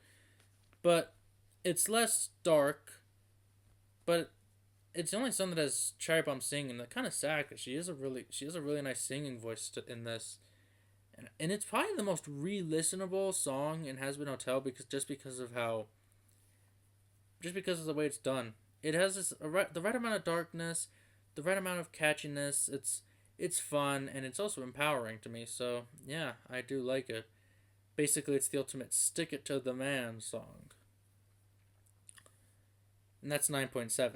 I don't know if I mentioned before that Poison's 9.5. But coming in at number 1, Loser Baby. Yeah, this is probably the most common answer for number 1, and I gave it a 9.8. Look, I know it's most common, but I can't help it. It is so great. It's catchy. It's fun. It literally comes after such a depressing episode that hearing this genuinely not only makes Angel feel better, but it makes the audience feel better for how confusingly funny it is, how catchy it is and uplifting.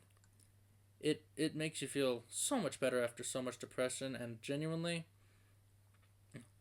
Husk has a really good singing because, I mean, Keith David. I'd actually argue he's probably the best singer in the whole show.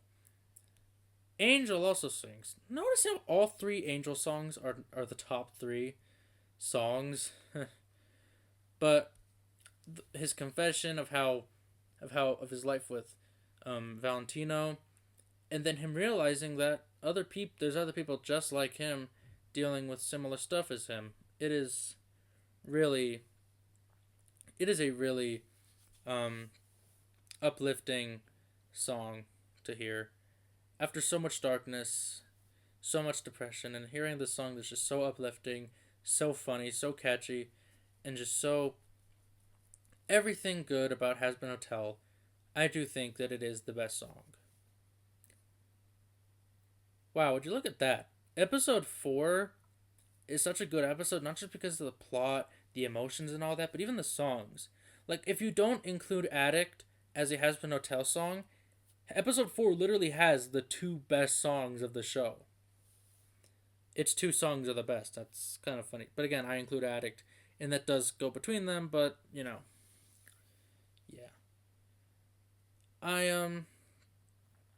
Wow, that was a really long. You know what? I think I'm gonna have to. Yeah, I think I'm gonna have to split this into two parts because, golly, this is way too long for one episode.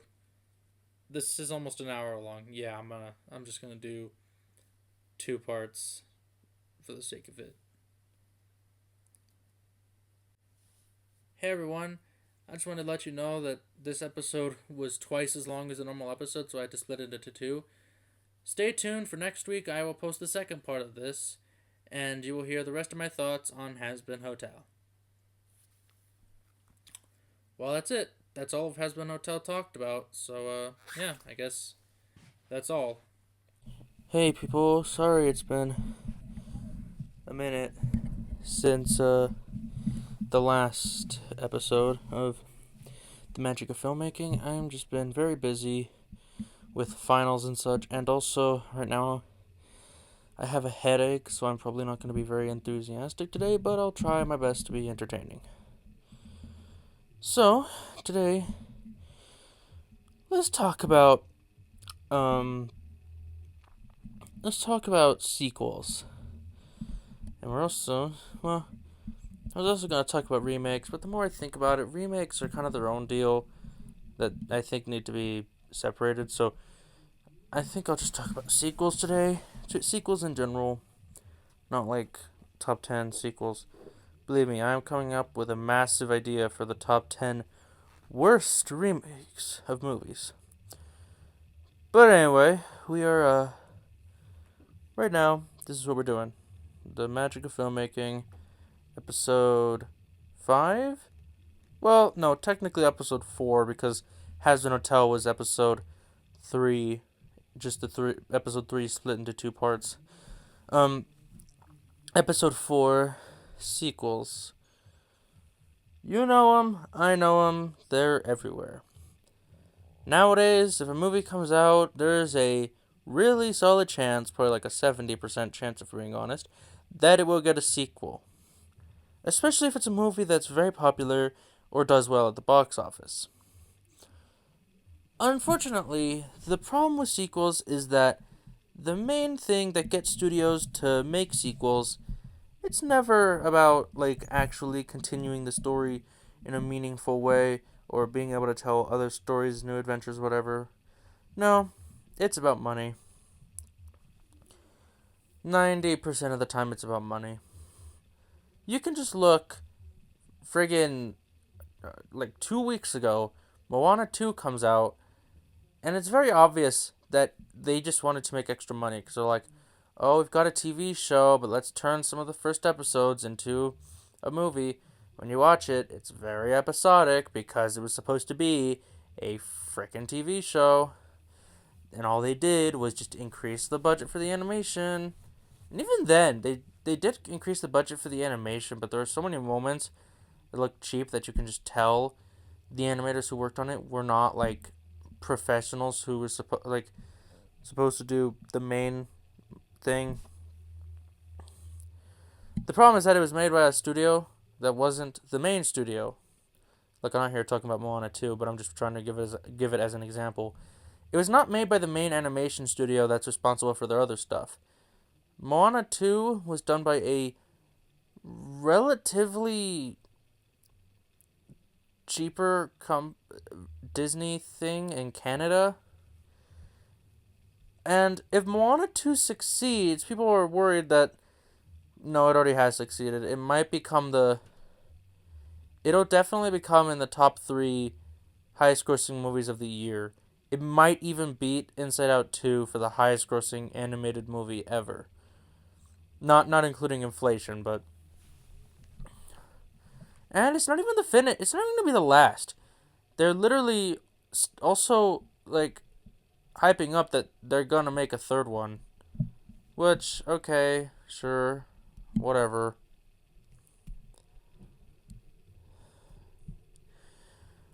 But that's kind of the problem with that all is, like, you can tell this was just meant to be a TV show, but because they want to make money, they made a sequel instead. And to say the least, the sequel has gotten like half as good reception as the first Moana. So, God, I might also be sick. Now, I'm not saying all sequels are bad. Like I said, some sequels can genuinely continue the story in a meaningful way. Like my favorite all-time sequel, The Godfather Part 2. Yes, The Godfather didn't really warrant a sequel, like, at all. But what they did was they found a way to sort of add new stuff to it, create new dynamics, and also somewhat give a bit of a prequel aspect showing how the Don from the first film got so high and so beloved and just got so powerful, I guess is the way to put it.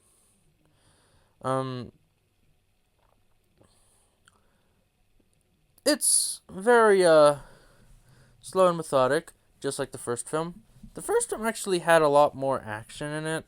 Okay, I don't know if action's the right word to put it, because they're not action films at all. But the first film had a lot more violence would be the way to put it. Yeah. The Godfather Part 2, it's hard to explain, but you kind of have to watch it to realize that, yeah, there is a lot more story to tell and a lot more to actually explore rather than just, rehashing the first film, which it doesn't do at all. You have... that's just one example of a good sequel. There are plenty of examples of great sequels. Aliens, Terminator 2, Indiana Jones and the Last Crusade, pretty much any Indiana Jones sequel except for 5. You got Nightmare on Elm Street, Dream Warriors, Halloween 2018. You got friggin' Friday the 13th Part 4. Yeah, there's actually a good amount of sequels that are pretty decent, if we're being honest. A lot of people say that sequels don't deserve the bad rep they have. I guess that's kind of true, but, like, at the same time, it's just... Jurassic Park is an example where its sequels are entertaining, but they're not the first film. Like, you had The Lost World, which was, to say the least, pretty... It was entertaining, like I said, but it's not very good, not very great, especially compared to the first film. It was a huge step down. Jurassic Park 3 I find to be the most entertaining, but it definitely has a lackluster story. And I definitely see why a lot of people say, well, until recently, most people would say that was the worst Jurassic Park film, including, at the time, the 2 Jurassic World films. Then you get, Jurassic World, which I thought was interesting enough. Most people thought it was entertaining, but it is plagued by a lot of annoying politics. Then you had Fallen Kingdom, which wasn't very entertaining. And aside from having arguably pretty much the best villain in the franchise in the Indoraptor, there wasn't much to that to enjoy. And then you had Jurassic World Dominion, which, to say the least, was probably as big um, a failure as Jurassic Park 3. But unlike Jurassic Park 3, which is entertaining, Jurassic World Dominion, yeah, remember when I said how for the longest time people said Jurassic Park 3 was the worst Jurassic Park film? Well, it kind of lost that throne, or not really throne. It kind of lost that reputation thanks to Jurassic World Dominion. Jurassic World Dominion was just basically a Fast and Furious 9 disguised as a Jurassic Park film. Yeah, it was dumb, to say the least. Still entertaining, but dumb. And I think I still contend that Fallen Kingdom was the actual worst Jurassic Park film because, like I said, it had a good villain, and that was pretty much it. Well, a good dinosaur villain, not really villain in general. When it comes to the human villains, they all kind of sucked. Dominion was very how do I put it? Well, I think its biggest problem is its villain. See, that's the problem with sequels. They didn't know what the fuck to do. They just kept making a bunch of random sequels that had basically nothing to do with each other. And yeah, it was it wasn't amazing at all. Jaws, huge example of a franchise that should have been only one movie. A lot of people argue that Jurassic Park should have only been one movie. But alas, you had sequels, but at least those were entertaining. Jaws, its sequels are just downright. They're just not. They're just not. They're just. They were pointless. The second one is just a mediocre rehash of the first film with a couple of slightly different plot points. The third film was a really boring version of it, just bringing it into the Sea World, which didn't help at all. And then the fourth one, well, to say the least, was very, very, very poorly handled. They had no idea what to do. They just thought, let's just make one more. It'll make money. It made money. Star Wars, I think, is an example that's done right, where the original film was great, but obviously the story shouldn't have ended there, because Darth Vader was still alive, needed to be beaten. Same with Emperor Palpatine. So, in the second one, which led to the third one. Then you had the prequels, which I guess were a little unnecessary and didn't help in certain ways. But a lot of people really love the prequels, which is kind of surprising to me. Like, a lot of people say that Revenge of the Sith is better than Empire Strikes Back. Yes, people are that weird. I remember watching Revenge of the Sith and I just don't get it. I don't know what people see. It's like, okay, it's got a few good it's got a good amount of it's got good stuff in there. I would say it isn't bad overall, but I'm like there's some great stuff, but is that some great stuff like 100 out of 10 that the rest of all the bad stuff in the film doesn't matter? Not very. There wasn't much of a point of making prequels, but you know what? I guess it wasn't the worst thing to establish a backstory. Gonna eat my food. But then you had the sequels. At least you could say with the prequels, they had a certain point to them. At least you could say with the prequels, there was a reason for them to exist. But with the sequels, it just kind of felt like, yeah, let's just do this to make money off the Star Wars name. They made the sequel trilogy, and to say the least, it has not gotten received well.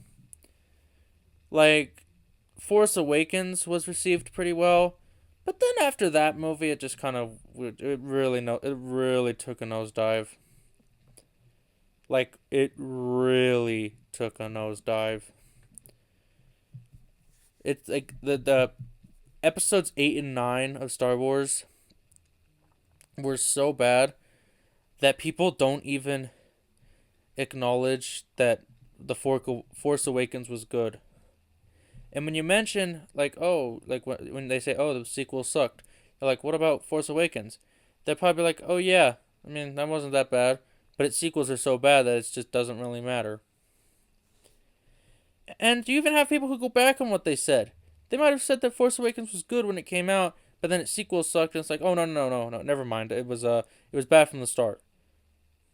Yeah, and also it kind of, though to be fair, it kind of came off like it was a remake of A New Hope, which was not a good sign at all. Let's see what exactly makes a good sequel and a bad sequel. In order to make a good sequel, there needs to be a point to it. There needs to be a point to continue the story. One example of this that works is how do I put it? Which sequel? Probably any sequel that's a sequel to a movie that had a cliffhanger. Like Spider-Man Beyond the Spider-Verse. I know that movie hasn't come out yet, but there's a point to it existing because Spider-Man Across the Spider-Verse has ended on a very like open-ended situation where, like, I mean, we've all seen it. It's the story still needs to continue. This is a two-parter after all, and that works. But then there are times where they make a sequel and it just kind of feels unnecessary. The biggest and most blunt example of this is Home Alone. That is a movie that worked fine as a standalone movie. It wouldn't make any sense to continue that franchise. But they made a second film, and then they made a third film, and they made a fourth film, then they made a fifth film, and that was back in like the early 2000s, I think. Maybe 2010s, the fifth film. And then after a long time, just 3 years ago, they made a sixth Home Alone film. Yeah, a movie that didn't even warrant one sequel, and they decide to go all out and make 6. At least you could argue with the second Home Alone, even though it is a absolute complete rehash, it basically is the first film beat for beat. At least you could argue that one still had the magic. It, in a way, the fact that it was the same film kind of helped it, because it still has some of the magic. Not done as well because there is some contrivances. I mean, to be fair, people like the Nostalgia Critic argue that the contrivances and its rehash make it and actually pretty much critics in general. Now that I think about it, just those few contrivances really knock it down, and the fact that it's a rehash, they pretty much say nope, it's not a good movie for that. And you can see why. It's really kind of it's pretty lazy. And it probably would work better if they were a little more self-aware, but not in a, yikes, I did it again kind of way. More of a, alright, well, I guess we're going to get used to this. Home Alone 2 was, at least some people find it enjoyable even if it is a complete rehash. But then you have like Home Alone 3, once again, a complete rehash. And some people do find that one entertaining, but it's I'm going to be honest, I've only ever seen the 1, 2, and 5 because I just don't see the point in watching 3 because 3 is literally just, I mean, it's still a theatrical release. I think it's about a different family. Yeah, I think it would be, cuz I don't know why they wouldn't do that. But I have no interest in watching that at all, frankly. Part 4 looks extremely dumb. I've already seen 5. And actually no, I have seen 6. Holy hell, 6 is horrid. So, yes, and yes, actually 6 is pretty. It's a weird situation where it's kind of it is a sequel, but it's a remake at the same time. It's like they bring a character back. Yeah, you get the idea. The problem with Home Alone is that that's just not a franchise that works with sequels, because what are you gonna do with Home Alone aside from rehash the exact same plot? The only difference is like part 5, where there's 5 criminals instead of 2. No, 5? 5? 3 criminals instead of 2. And there's 2 kids defending the house instead of 1. So, I suppose that that works. Um, yeah, that's an example of how not to do sequel. Pretty much any of the Home Alone sequels. Part 2 was pretty lucky that anyone that it did it well, or else it would be in the same situation as the other sequels. Uh, what is probably the worst sequel in history? It's kind of hard to say. Personally, the worst sequel I've ever seen, I think, would probably have to be Jeepers Creepers 4. I mean, it's not technically a sequel, it's technically a reboot, but I think it's different, and I don't think it's different enough to count as a remake, so I'm just gonna say it's a sequel. It just loses everything. Like, you had the first film. I don't love it as much as a lot of people. A lot of people say, oh, it's one of the greatest horror films of all time. I thought it was good, but I didn't think it was great. That's like a solid 7 out of 10. I will confess I have not seen parts 2 or 3. All I know is part 2 is like a 5 out of 10, so you go down 2 points. Part 3 is like a 3 out of 10, so you go down 2 points again. Part 4 is a straight up 1 out of 10. That movie was horrid. You literally have to go down. You go down 2 points again. And part 3 was bad in itself. Again, that is from what I've heard. But I have seen part 4. And to say the least, it is just so bad because they just misunderstand everything in the first few films. Oh, and also, please do not bring up Victor Salva. Please. Just don't. But it loses everything that the first 3 films established. It does not understand the lore of the creeper in any way. It's basically just become a generic slasher, though it has a very, very, very tiny budget. Sorry if you could hear noises, I was just adjusting something. Sequels, in general, they need a point. There needs to be somewhat of a purpose for them to exist.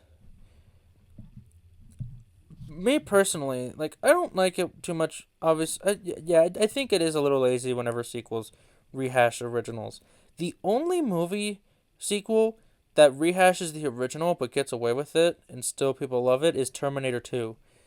And that's not like just that's not like that is literally in competition for most beloved action film ever made. So, yeah, like, literally the only other ones are like Die Hard, Lethal Weapon, don't even come close.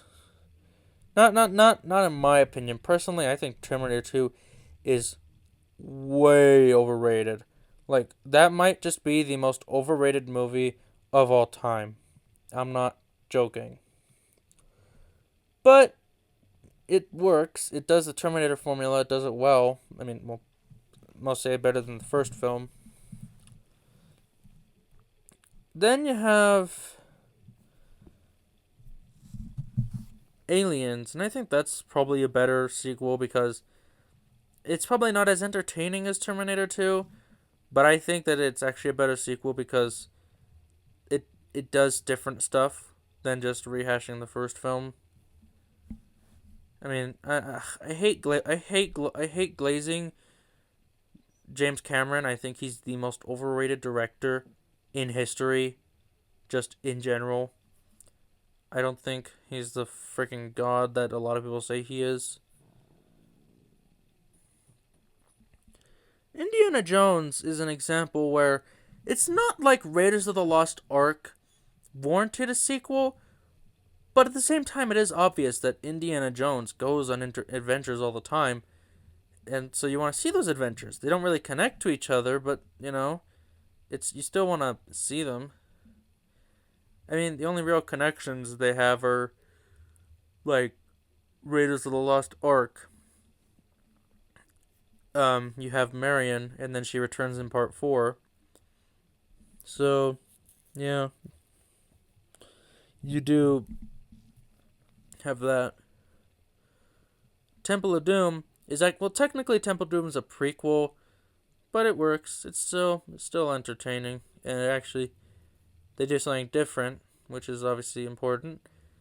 They where you like the Raiders of the Lost Ark's a mix of a lot of things: the action adventure, some of the scary imagery, and the funny stuff.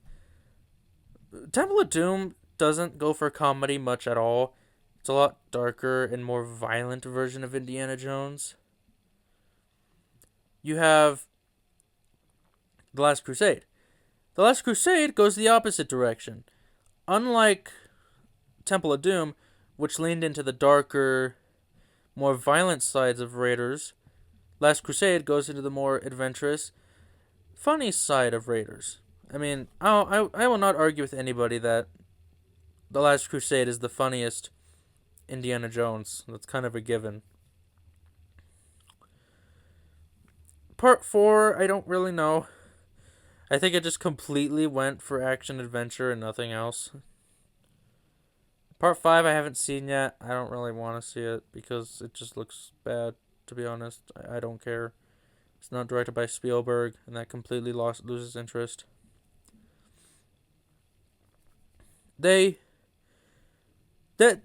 That's a franchise that you can tell so many stories with. You don't need to just have Raiders of the Lost Ark. You can have the other ones and they work. Hell, a lot of people would argue that Temple of Doom and Last Crusade are the best. No one's going to argue 4 and 5, but still. Though, I mean, I've been going on for a while. I think I just keep on saying the same stuff, really. Bottom line is that sequels, I believe, can be done well. I do think that we can make good sequels. The problem is that just so much of the time, sequels are just made with the intention of getting money. That's literally it. Like, I already gave the Moana 2 example, but like, Frozen 2, pretty much any Disney sequel that's come out within the last 10 years. Yeah. I guess, honestly, that's probably about it because my voice is just giving in, man. Well, it's not giving in. I think I can still talk. I'm probably going to have to record another episode right after this because I think I went like 2, maybe even 3 weeks without getting an episode out. So I'm going to have to make up for it by like spamming this week with episodes. So, yeah. Maybe sometime in the near future I'll try and have a week where I just give you an episode every single day. Yeah, I'm sorry that I haven't been posting as much recently. I have to get used to this because reasons. And I've been a little busy, so just give me time and I'll be giving you what you want. Well, I guess that's it for that episode.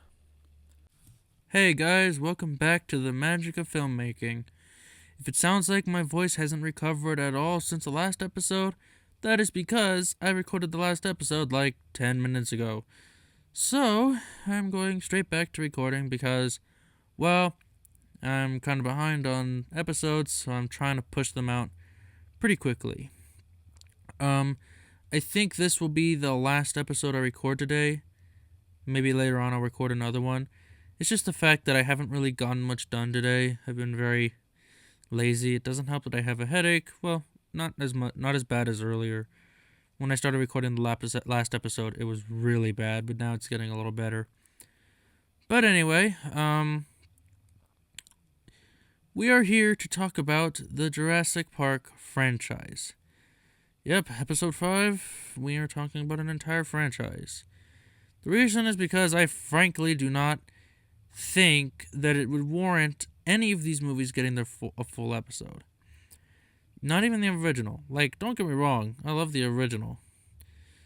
But I feel like anything I say, that's one of the most beloved movies of all time. There's really nothing I could say that people haven't already pushed down your throat about this movie. So, yeah, I'm not even gonna... I don't bother making a whole episode about it. Because I'll just be glazing it in ways everyone else has already been glazing it. So, what do we have here? Franchise. Consisting of 2 books and 6 movies. I must preface, I have not read the second book. I have in fact read the first book, but not the second. Because frankly, I don't know, I just lost... Well, you'll see about The Lost World that I'm not a huge fan of it, so I don't know if I'd want to read the book version of it. I don't know, man. It's not... I'll probably try to read it eventually, but right now I'm just... right now that just sounds like hell. Oops. Jurassic... Let's just start with the original book. The very beginning of the franchise was not the movie that came out in 1993. It was actually the book in 1990, which Michael Crichton started writing presumably in 1989, maybe even 1988 or sometime in the late 80s.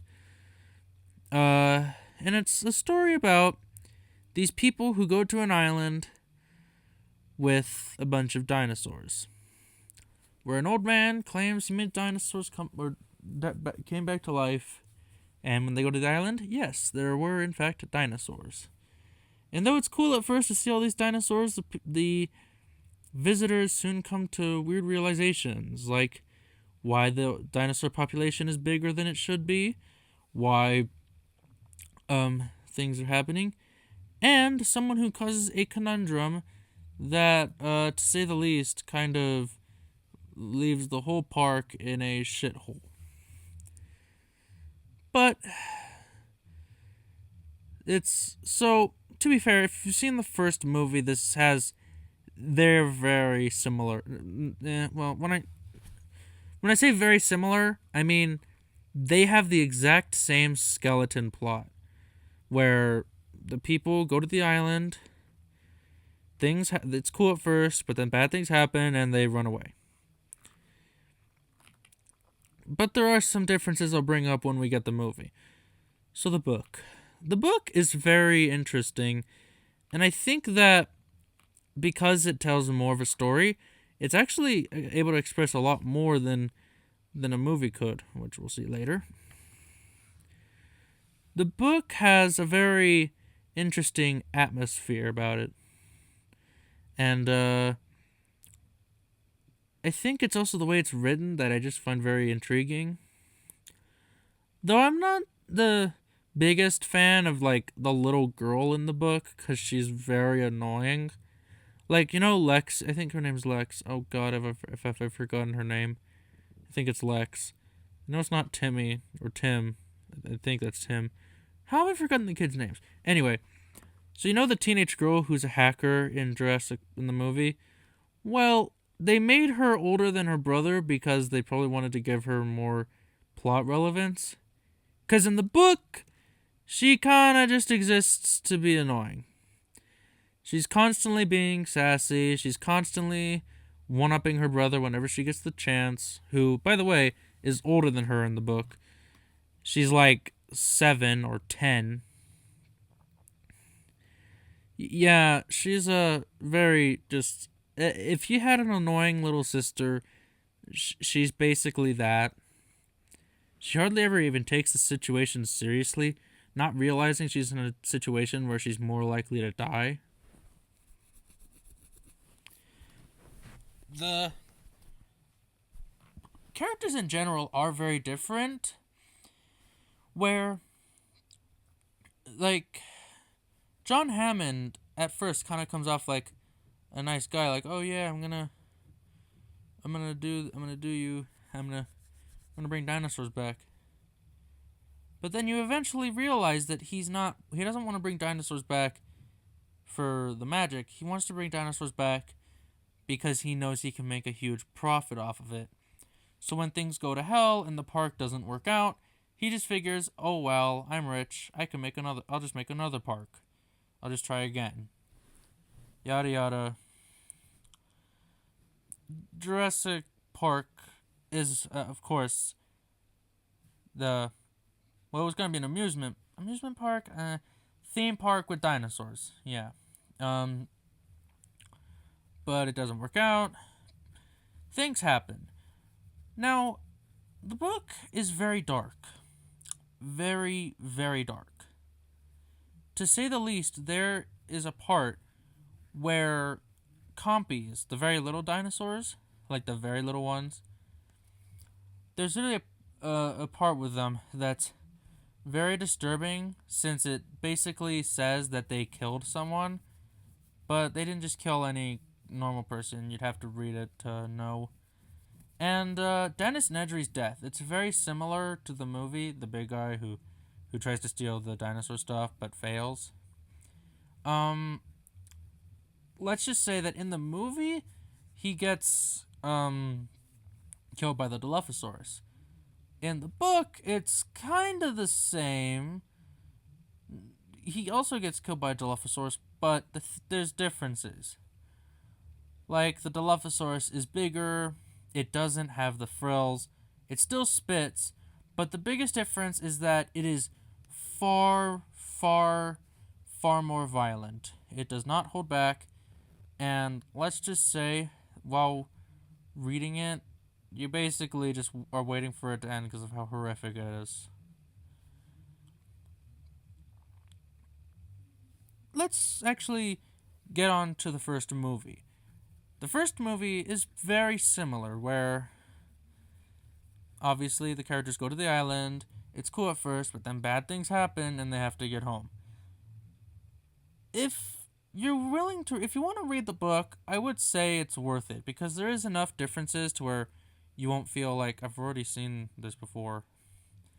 No, you won't get that kind of reaction, but what you will feel is like the plot will be kind of predictable, but there are some different character deaths. So, yeah, I'd say overall I do think it'd probably be worth it to read the book. But if there's one thing that I must confess, I actually do think the book is better than the original film. Shocking, but it's true. I don't know if it's be worth it to talk about the original film, because there's just so much that's already been said about it. Everyone has talked about it. It is literally in competition for the most famous movie of all time. Okay, that might be a bit of a stretch, but that's how popular it is. But let's not bother. Let's actually bring up. I'll just talk about my first experience with it. Jurassic Park I watched when I was very young, and to say the least, it did actually kind of scare me and stuff, and it was very interesting to see all this for the first time. And I didn't really know about any dinosaur aside from the T-Rex, so whenever they showed a dinosaur that wasn't the T-Rex, I was like, huh. So it was a very interesting experience, and for a while Jurassic Park was actually my favorite movie of all time. though, if you go to my letterbox list of my top 200 favorite movies, and if you actually look at my top 100 favorite movies list that I posted a while ago, it was number 2. Wait, was it number 2? Actually, I don't think it was number 2, was it? Was it number 2? Maybe? Yeah. Okay, I don't know. You'd have to go see it for yourself. Now, on my letterbox list, it's like number 6, but hey, what can you do? It is one of Steven Spielberg's best. Actually, his second best, only behind, well, I probably won't spoil it. There's this very harsh difference where you're basically asking, do you want to watch the one that's more lighthearted and fun, or do you want to experience the one that's darker? That's basically all of it is. Now, I haven't read the Lost World book, which came out in between the first movie and the second movie, so I can't really talk about that. The book, Jurassic Park, you see, they actually began working on the movie before the first book even came out, because Steven Spielberg talked to Michael Crichton about doing a TV show. I don't remember the name of, and they were just talking, and then Michael Crichton brings up that he was working on a book about DNA and dinosaurs, and then suddenly Steven Spielberg got completely into the idea and started storyboarding it like right afterwards. So to say the least, Jurassic Park was basically the movie had been begun working on before the book even came out. Now let's move on to Jurassic Park 2, or well, The Lost World. It's something, to say the least. Yeah, we've kind of just you can tell they really just didn't know what to do. Steven Spielberg literally came back, and he just did not have a very good. They just didn't have a good script, really. Like, the only real entertaining thing about it is the very end when the T-Rex is stomping through San Francisco. I think it's San Francisco, it might be San Diego, actually. And he's just storming the place and tearing it down like it's goddamn Godzilla. No offense, I don't think a single T-Rex could cause that much of a ruckus. And, like, because I'm pretty sure the police would show up very fast, and frankly, I'm pretty sure most people have said it already, but dinosaurs are just not, like, in today's world, would not be as strong as they were back then, because, well, let's just say some of our simplest weapons would be enough to kill them. But it's entertaining, that scene, even if it is does definitely, like, it is very questionable how it's even possible. But the overall movie just is really nothing special. I watched it less than a year, okay, not less than a year ago, like a year and a half ago, and I barely remember any of it. It's just that bland. And also, like, the T-Rex gets hit by a tranquilizer dart and falls. I always wondered, like, how the hell that happened, because it's like, it wasn't like a major tranquilizer, but, like, that's a tranquilizer I doubt could take down a lion. So, it's very odd. And about the T-Rex baby in this, and the cool action sequences. Yeah, I don't know what they were thinking. I don't know if they were trying to make a B movie. I don't know if they were trying to actually make a good movie. And whenever you say, "Oh, it has Spielberg," like, yeah, it does, but I think that it's kind of obvious that even though Spielberg was down for it, he just didn't really know. He didn't really know he kind of realized he just wasn't really making a very good movie. And not to mention, he probably was also making Saving Private Ryan at the same time. And he probably put more effort into that. So, yeah. You had. I keep saying that. I don't know why I keep saying that. Honestly, I don't have much to say because I forgot most of it. Jurassic Park 3. I'm just gonna be honest. This is very short. Very, very short. See, Jurassic Park 3, there's really not much to talk about. They just go to an island to save a boy, but things go wrong because the Spinosaurus comes and destroys their plane. And they essentially just have to find a way. They just essentially have to survive the Spinosaurus the entire time before they find the kid, and then they luckily manage to escape.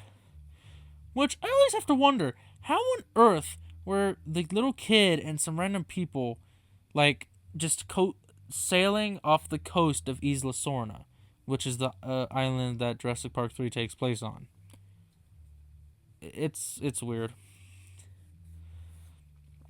Yeah, you could definitely feel that Spielberg was gone, and they were kind of just like, let's just make a B movie. Never mind everything else. And they actually do have a sequence from the book in there with the pterodactyls in the pterodactyl cage. The book had a lot of different sequences, a lot of which were probably not very necessary, which is why a lot of them were cut out from the movie. Though to be fair, the first book did have a very interesting thing where there was a boat heading to the mainland that needed to be stopped because it had raptors on it, which could essentially infest the real world, which would have been a huge problem. Which added a time element, made it more of an urgency, but oh well. Yeah, Jurassic Park 3, there's really not much to talk about. I guess the villain, the Spinosaurus, is pretty cool. If anything, he's probably the most intimidating villain because he's the only one who actually kills the T-Rex. Like, every other villain since just hasn't. So, yeah. Spinosaurus, he's a decent villain. The characters are decent. I mean, you got Alan Grant in there, so that's already a plus. Yeah, that's about it. It's just entertaining and fun, even though it's clearly not a great movie. We got next Jurassic World. There is so much to talk about this. I only have but I want to keep this under half an hour, so it's gonna be hard to talk about the next three and try and not talk about them for a very long time. Jurassic World. I will say I don't really think that it. A lot of people seem to love it a lot and say, "Oh, it's the best Jurassic Park sequel," which I mean, I guess it is kind of. Though I find Jurassic Park 3 more entertaining. For me, the big problem with Jurassic World is that I just feel like they just got too political with it. Like, guys, this isn't about politics. This is about science. It's not a remake of Jurassic Park. Like, a lot of people might assume it is from the looks, because it's like, oh, we're opening a park. Oh no, the park goes wrong. Oh no. It's not a remake of Jurassic Park. Not at all, in fact. And there was actually a huge gap between Jurassic Park 3 and Jurassic World. Jurassic Park 3 came out all the way back in 2001, and Jurassic World came out in 2015. Yes, people had to wait 14 years before the next sequel. Yeah, I think one big glaring problem from the start is that the characters just aren't as good. Like, the first film had great characters, obviously. You had the second film, which had decent characters. I mean, Ian Malcolm's there, but I mean, the characters, I guess, weren't as great.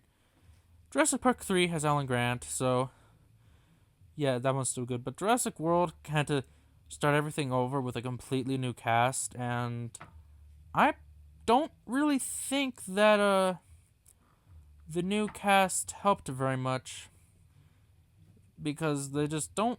They're just not as entertaining. You got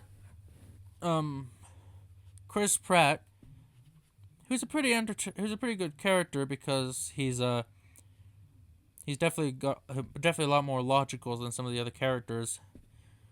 Bryce Dallas Howard plays a scientist, and she's actually pretty. She's her character isn't amazing, though she does give a pretty good performance. I think it's kind of spoiler for later that these are the characters at their best. These characters, because they feel somewhat like they're like yeah that's how these people act and do stuff. There are characters, of course, that you don't really like the one guy who tries so hard to get the raptors out and doing stuff. They literally introduce the idea of being able to tame raptors so that you can like there's literally a part where he jumps into the cage with the raptors and they don't attack him despite everything, which the second film would kind of go to retcon, but yeah. Um there Bryce Dallas Howard has two nephews who I guess you could say kind of act as the two kids from the first film, where they're just kind of the innocent people who get caught up in the situation, who need to be saved.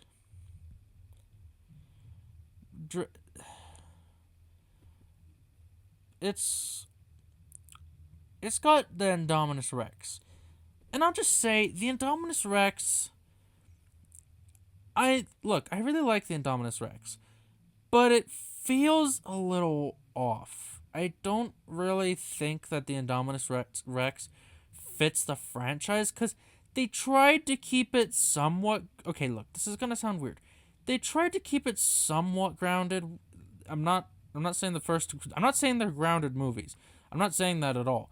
But they tried to keep it grounded with some of the dinosaurs and how they're supposed to operate like dinosaurs in real life.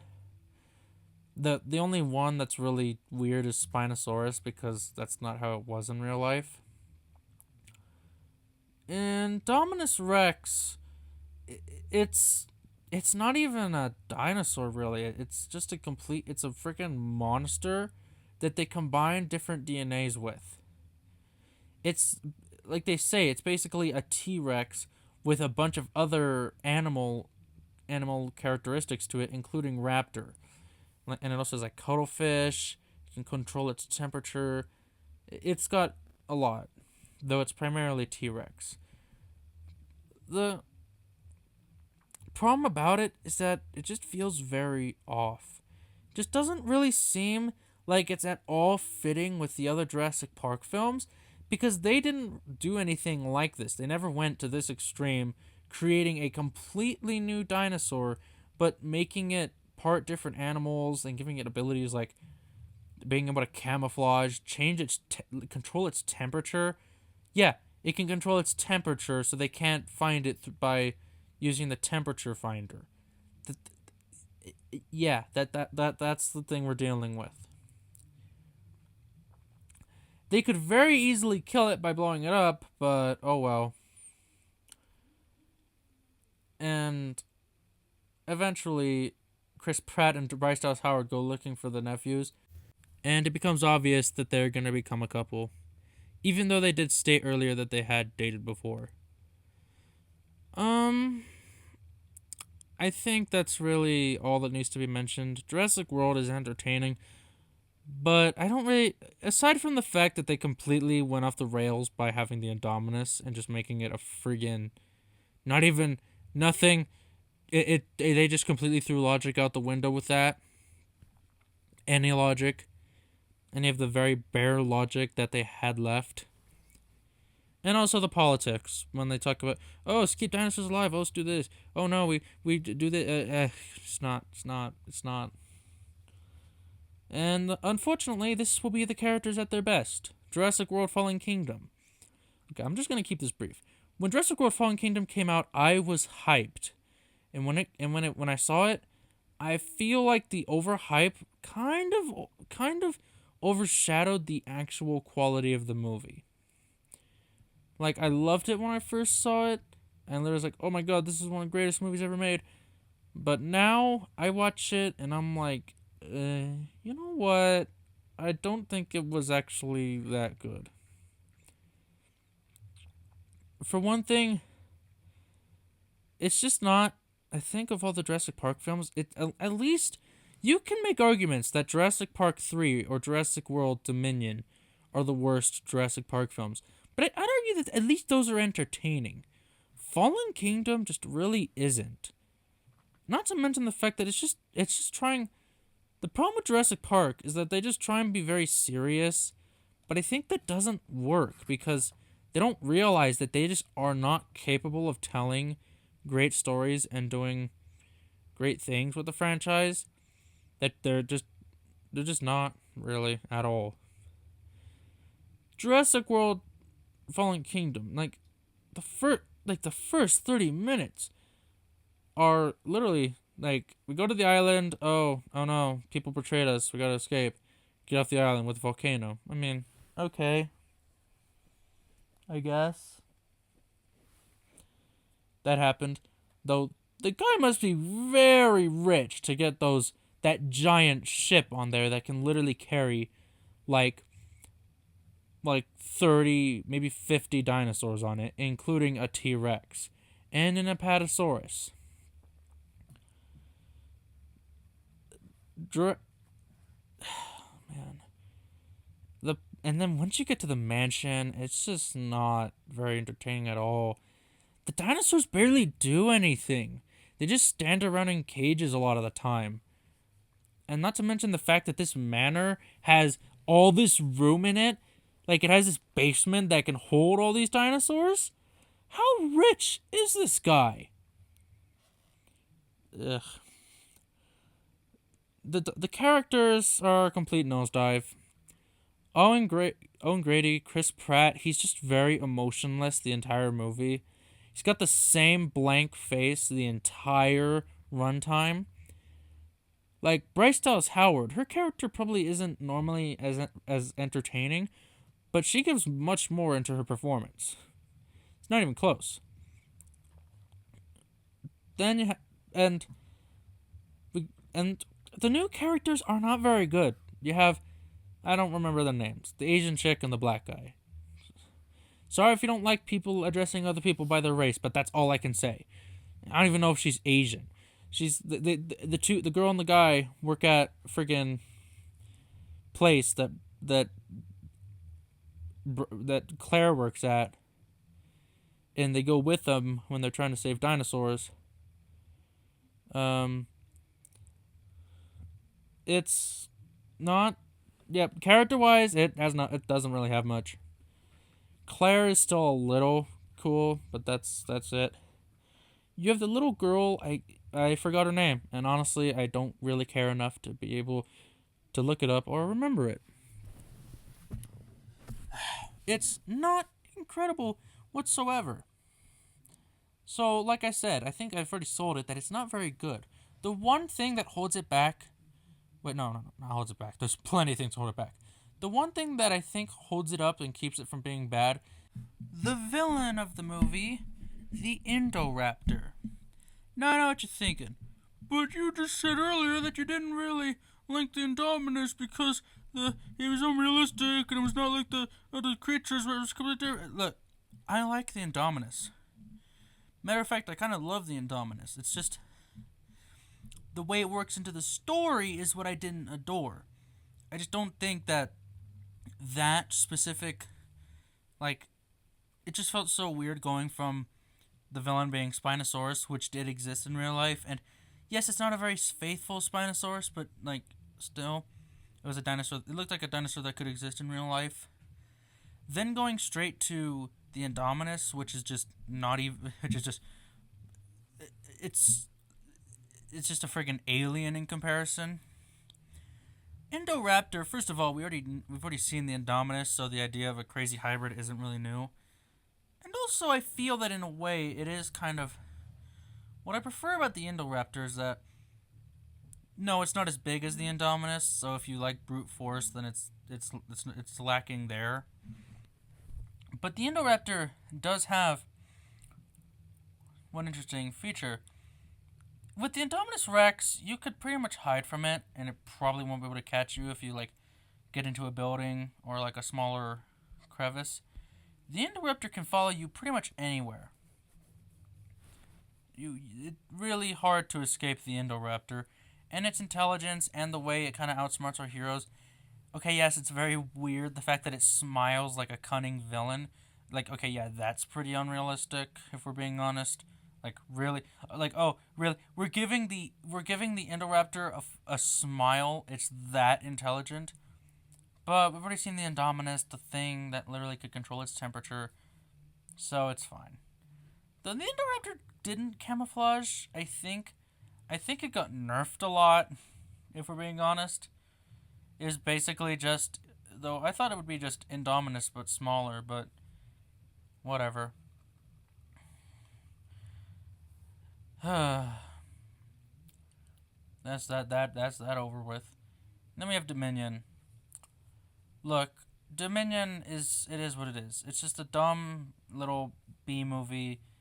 It's entertaining, I guess, but not much happens. The little girl comes back and she's got like all this new backstory and stuff. Like in Jurassic World Fallen Kingdom, she was somewhat relatable and nice, even though at the very end she chose to release the dinosaurs, which a lot of people said, oh, she just lost all credibility for that. Even though she's a child, and I feel like children, you would expect a child to do that. I don't know why we're holding children to the intelligence standards of adults, but she comes back, but they give her a bunch of backstory. It's like, dude, does anyone actually care about this character? I mean, first of all, she kind of doomed the world in the last movie, and they have the whole thing like the fact that she's a clone is like on the news and stuff. Even though in Fallen Kingdom, it's stated that very few people knew about that. Like very few people knew that she was a clone. Only like the bad guy, the old guy, and her, I guess, stepmom, I think it was, grandma, something like that. Only they knew, so the fact that it became on the news is very odd. There's a thing about Locust. It's just very not incredible. The one thing about it, though, that I'll just talk about is the villain, the Giganotosaurus. By far the weakest villain in the entire franchise. Not like weak in terms of like physical strength. I think it is stronger than the T-Rexes, and it is stronger than the Indoraptor, but the problem is that it just doesn't seem like anything special. It's basically a slightly bigger T-Rex. That's all it is. And they keep saying it was the biggest land carnivore, excluding amphibians, the biggest carnivore that ever existed. And it's like, no, Spinosaurus is literally right there. Oh, but when you had Spinosaurus, it's Giganotosaurus is not. I don't know what they saw in Giganotosaurus. It's not a cool, like, I think it could have been cool if it was done well, but it's very rarely present. There's no rivalry between it and the T-Rex, which doesn't explain why they seem to add a rivalry aspect to it. It's not, I don't know. Like, if you could ask anyone and they'll tell you that the movie overall wasn't very good, but the thing about it that really just cemented how much it sucks is the fucking villain. I prefer Dominion over Fallen Kingdom because I do think it's more entertaining. But like as movies, Fallen Kingdom is pretty much made better. Yes, it's not as entertaining, which is a problem. But like, I don't know. I will rewatch Dominion more, but Dominion's it's just completely dumb. They basically made it Fast and the Furious. That's the level we are at. We were one of the greatest movies of all time with Jurassic Park, and we've brought it down to Fast and the Furious. Back to the Giganotosaurus. The thing about it is that yes, it is bigger than the T-Rex, but I just don't understand why they would suddenly like bring it back and like or not bring it back, bring it into the franchise when it's way too late. Spinosaurus and Indominus Rex were bigger. okay, Giganotosaurus might have been more powerful than Spinosaurus, even if it was smaller, but you had the Indominus Rex. That was way more powerful than a Giganotosaurus. The Indominus, it just doesn't seem right. And even then, the Spinosaurus that they had in Jurassic Park 3 killed the T-Rex in less than 30 seconds. The Giganotosaurus didn't. Also, when the Giganotosaurus fights Rexy and kind of obliterates her, it's like, well, no, duh. Rexy's kind of old. Like, I don't know. Maybe not. T-Rexes, for all I'm concerned, could live like 500 years. But, I don't know, it just doesn't... The Giganotosaurus... Also, the scene where Ian Malcolm, or, what's his name again? Jeff Goldblum, like, does the fire stick with the fire and the locust, like in the first movie. It's very obvious a reference to that, and then he throws it into the Giganotosaurus' mouth to be, I guess, a reference, or, well, to be like him redeeming himself. But I honestly would have preferred if that was an actual sacrifice, because I feel like him throwing that stick in there should have done nothing. But alas, it wasn't a sacrifice, because the movie can't have stakes. That's the biggest problem, it just doesn't have stakes. And it really doesn't help when the Giganotosaurus has almost no screen time. I literally would have preferred if they had just gotten another Indominus. Yes, it would have been like, oh, we've seen this thing already. But at least we know of its power. Giganotosaurus just feels like, okay, what is this dinosaur? Even, like, I know what this dinosaur is, and even I wasn't that, like, oh, whatever. The Therizinosaurus was there, and it was pretty cool because because of its extremely long fingers, or nails, probably. Yeah, I think you get the idea. Jurassic World Dominion is not very good. And that's it. That's the whole Jurassic Park franchise. If you didn't want to hear about the book because you're here for movies, well, too bad. And this went for way longer than I wanted it to, but whatever. It's kind of hard to talk about 6 movies and keep it under 30 minutes because that literally would mean I'd have to talk about them each for less than 5 minutes. So, yeah. I guess that's it. The Jurassic Park franchise, overall, it's entertaining. I mean, it's got one of the greatest movies of all time in it. Besides that, it probably wouldn't have been the worst thing in the world if they didn't make any sequels. Yeah, it is what it is. And just for fun, if you want me to rank the franchise, not including the second book, because honestly, is there any point in even including the second book? It's probably just The Lost World. Well, it is The Lost World, but it's probably just the same as the movie, so... to ranking the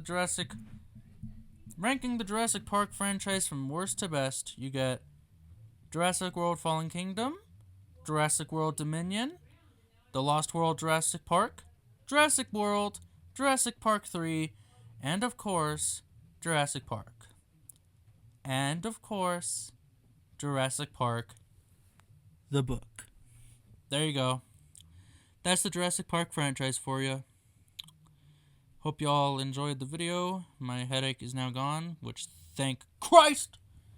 Oh, what's up, movie lovers? Nah, I'm playing. What's up, people?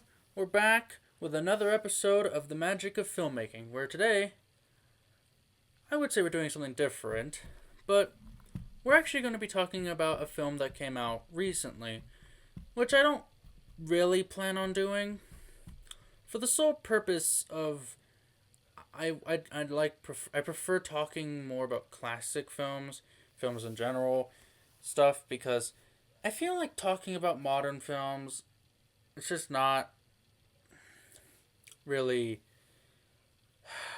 There's already tons of movie reviewers who talk about movies that come out nowadays. I feel like I'd rather talk about classic films or older films, kind of like Cinemassacre, because I feel like people should, or maybe not should, but I feel like I want people to look more at older films and really see how they were back then. Like, you do have older films that people love and such. That's a topic for another day. Today we're here to talk about Nosferatu, the 2024 remake by Robert Eggers. This is holding the record, which it might lose this record, but as of right now, it holds the record for the longest distance, the longest time between a movie and a remake of it. Like I just said, this movie came out in 2024. It's technically 2025. No, it is 2025. But it came out 6 days before 2025. It came out a little, I guess around, it came out just about 2 weeks ago in 2024. It's currently January 5th. So it's very recent. Very recent. The original Nosferatu is old. Like, really old. And I don't mean, like, oh, we have to go back. We're not going back, like, kids nowadays refuse to watch movies older than the 2000s. No, we're not talking 90s. We're not talking Back to the Future. We're not talking Jaws. We're not talking Psycho. We're not talking Godzilla. We ain't talking Fantasia. We're not even talking the 1931 Dracula. Oh no. We go all the way back to 1922. And when I said that this was the longest amount of time between a movie and a remake of it, I was not joking. The time between Nosferatu and the new Nosferatu, 102 years. Over 100 years. That is just insane.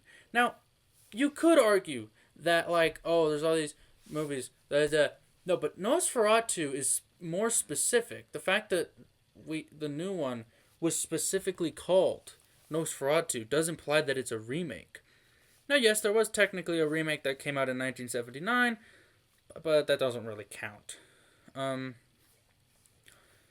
This film has a lot of hype towards it because we're trying to.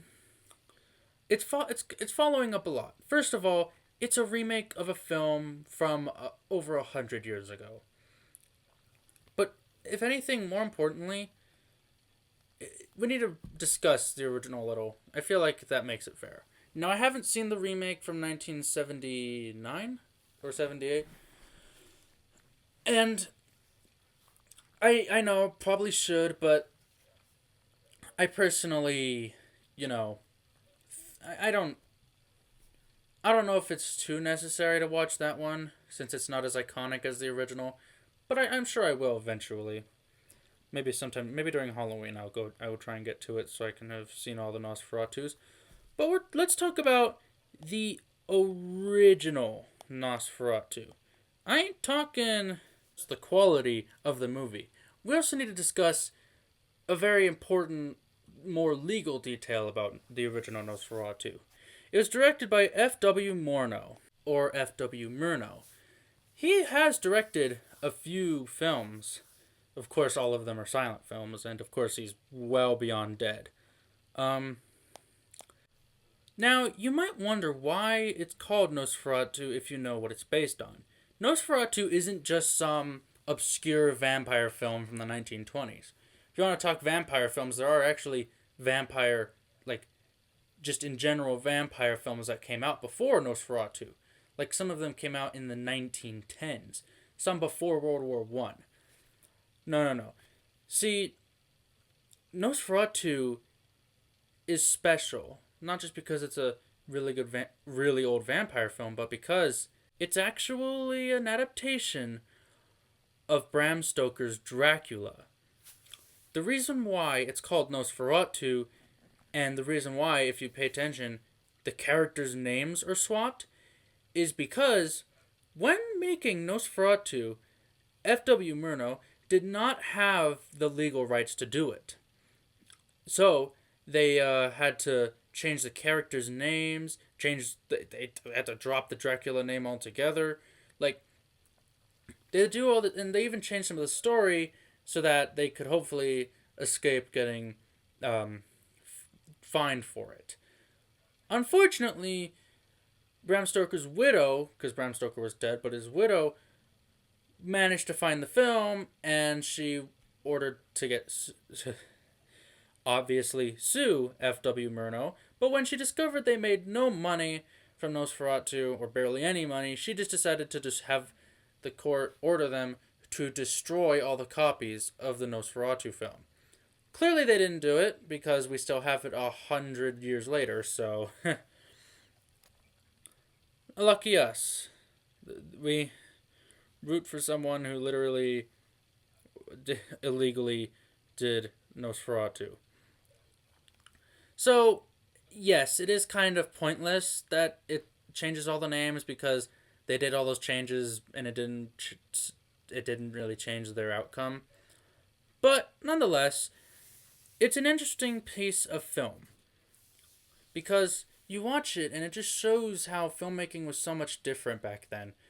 Not just because, well, tones and all this and that, but mainly because in the 1920s, you only had silent films because this was back when movies didn't know how to combine um, like audio tape with film tape. So whenever you watched a movie, it would have to be silent. Now, in the theater, there'd usually be someone probably playing a piano or some sort of instrument or maybe a small band playing while the movie is on, just to add something. Nosferatu was very much like this. When you watch Nosferatu, I'm just going to try and keep this brief because we're mostly talking about the remake.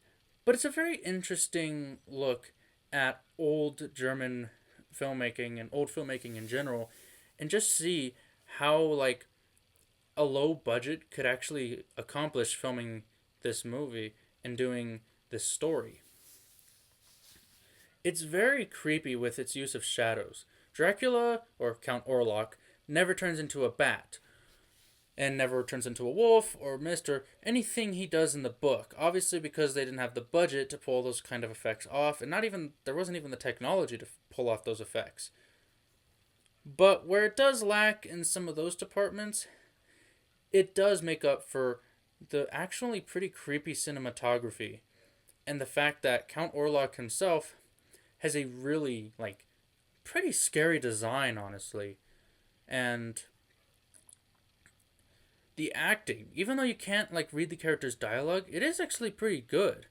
Mainly from the main character, Gustav von Wedesheim, and his wife, Greta Schroeder, as Ellen. You probably don't recognize those actor names because they were actors from 102 years ago. And while, yes, if you watch it, there are a lot of really, really dated aspects. Obviously, the fact that there's no sound. Obviously, the fact that the film is extremely grainy and, you can tell it was filmed a long time ago. And there's even some other aspects, like the special effects are almost non existent. There's some minor stop motion, pretty choppy stop motion at that. But in a weird way, it kind of, despite the lack of really good effects, it still manages to pull off this story pretty well, and it pretty much just comes from the acting and the cinematography. The shadows are real shadows. Where you could look at the new one, where I think a lot of the shadows were probably CGI in the original. They had to use specific camera tricks and be able to pull off the shadows. So while Dracula doesn't turn into a bat, it mainly more so focuses on his use of his shadow. And that's really interesting. It's a really interesting film to watch. It is, and it's also important because it is the first version of Dracula, this story that be adapted many, many, many times. What do I think of the film? I do love it. It is just so cool to see such a old piece of film history and see how they were able to accomplish getting this story done with such a low budget and with a complete lack of technology. Like someone with the same budget today, at least of course adjusted for inflation, could probably do a much like better job in terms of effects, because CGI pretty easy to accomplish. But I don't know. I think the fact of how old it is just really kind of adds to how interesting it is to watch. I haven't seen the 70s remake. Now, I should probably point out some of the other Dracula adaptations. Like, you had the 1931 Bela Lugosi one. You had the 1959 one with Christopher Lee. And you, of course, had the one by Francis Ford Coppola with Gary Oldman, which I think were all pretty solid because they're adapting a overall pretty good story. I think in terms of things they did best. So I think the original the Nosferatu was best with cinematography. The 1931 Dracula, obviously Bela Lugosi's performance as Dracula, he is to this day the best Dracula. No questions about it. He's just so charming, suave, and pretty intimidating, all things considered. The 1959 British one with Christopher Lee, I think the best thing that version did was Van Helsing, played by Peter Cushing, because he's very intelligent, and Peter Cushing is a really good actor. And I think he was basically born to play Van Helsing, so that was really good. And then with Francis Ford Coppola's Dracula, I think that one was by far the best with how the movie, with the set design. The set design in that movie was incredible, and as well as the lighting and the use of color.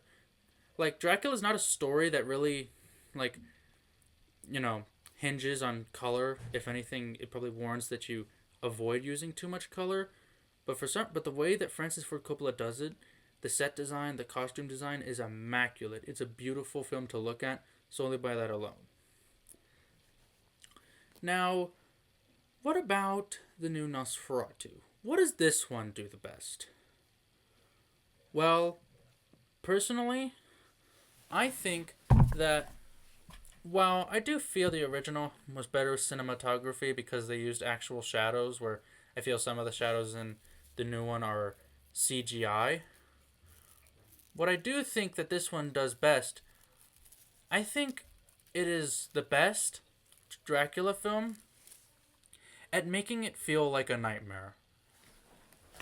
Because you never really feel at ease. In the other Dracula films, there's scenes that it's not always dark and dread, but in this, it's almost always dark. There's really not any true moments of triumph or true moments of being able to calm down, or and no really lighthearted moments. It's almost always drab, but that works to its favor. So yeah, I think that this version of this version of this story does that aspect the best. Another thing that I do have to give it is the acting. If it is kind of tied with Bram Stoker's Dracula, but Bram Stoker's Dracula, or the Francis Ford Coppola one, has one glaring issue, and that is Keanu Reeves, who should not have been in that movie. He's a great actor, but he was not made for that kind of role. This, honestly, probably beats that out. Also, this is a spoiler review, so yeah, you might want to click off if you haven't seen the movie yet. Or if you just want to hear me talk and don't care about the spoilers, or if you're like, I've seen Dracula, I don't care. Fine. It's by far the most unhinged Dracula movie. Okay, I say Dracula movie, but it's not Dracula, but it's based on the story. It is by far the most unhinged. It does not shy away from a lot of the creepy visuals. The way Ellen, or in the way the actual story is supposed to go, Mina acts, it's just relentless with how she's possessed and how she acts, her acting, all this and that. Like, primarily the scene where she sticks her tongue out, that scene just freaked me out. Like, a lot of people see that this film isn't scary.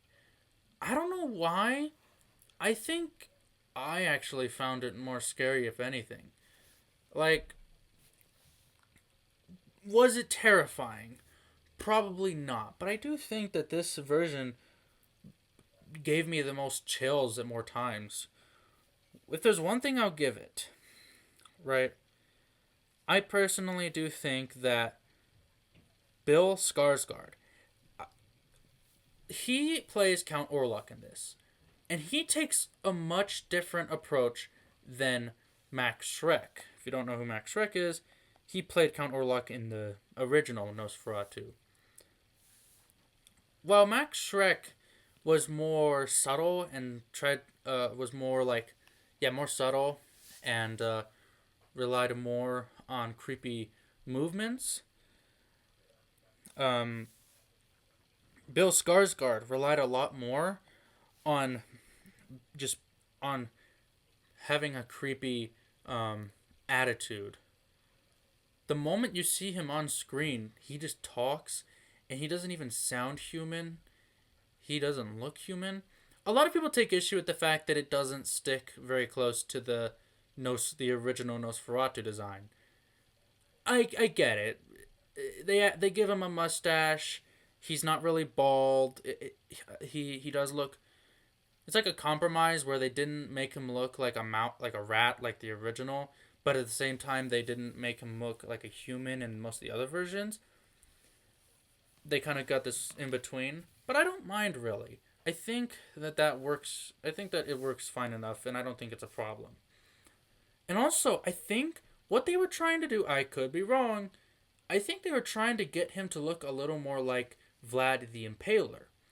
Now, if you don't know, Dracula was inspired by a real-life figure named Vlad the Impaler, who is famous for an act he pulled where he knew that a bunch of men were coming to invade him. Don't ask me exactly which men. I don't know if they were the Romanians or if he was Romanian. And he knew he couldn't take them all on his own. So what he did is he got a bunch of dead bodies, decapitated them, and put their heads on pikes. And had the pikes coming out of the ground with the heads in them. And when the army came to him and just saw all these heads on pikes, he actually scared them off. How that connected to Dracula kind of beats me, but you can tell that they tried a little hard. They actually tried to make him look kind of like Vlad the Impaler. Maybe, I don't know if they were trying to do, like, because in Francis Ford Coppola's Dracula, they explicitly make it so that Dracula is Vlad the Impaler. In this, they make him look like him, so you could take it any way you want.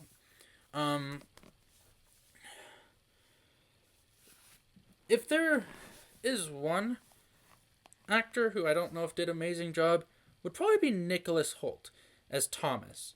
Or, well, in the original Dracula, as John.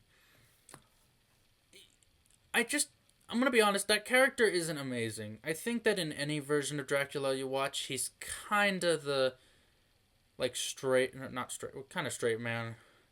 But I don't think he's a bad character. I think he is a good character. He's one of the less interesting characters, but he's still a good character, so that says a good amount for the story. Willem Dafoe plays, I don't even know.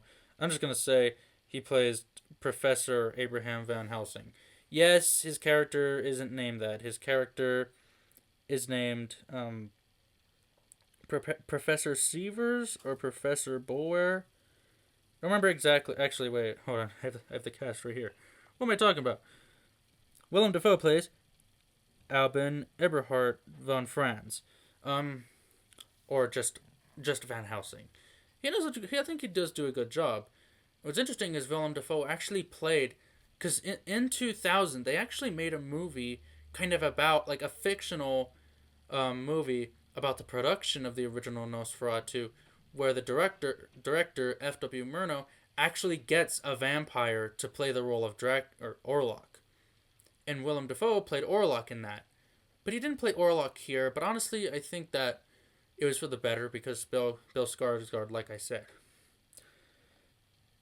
Truly, what this film did best for me was it. Well, okay, I already said what it did best.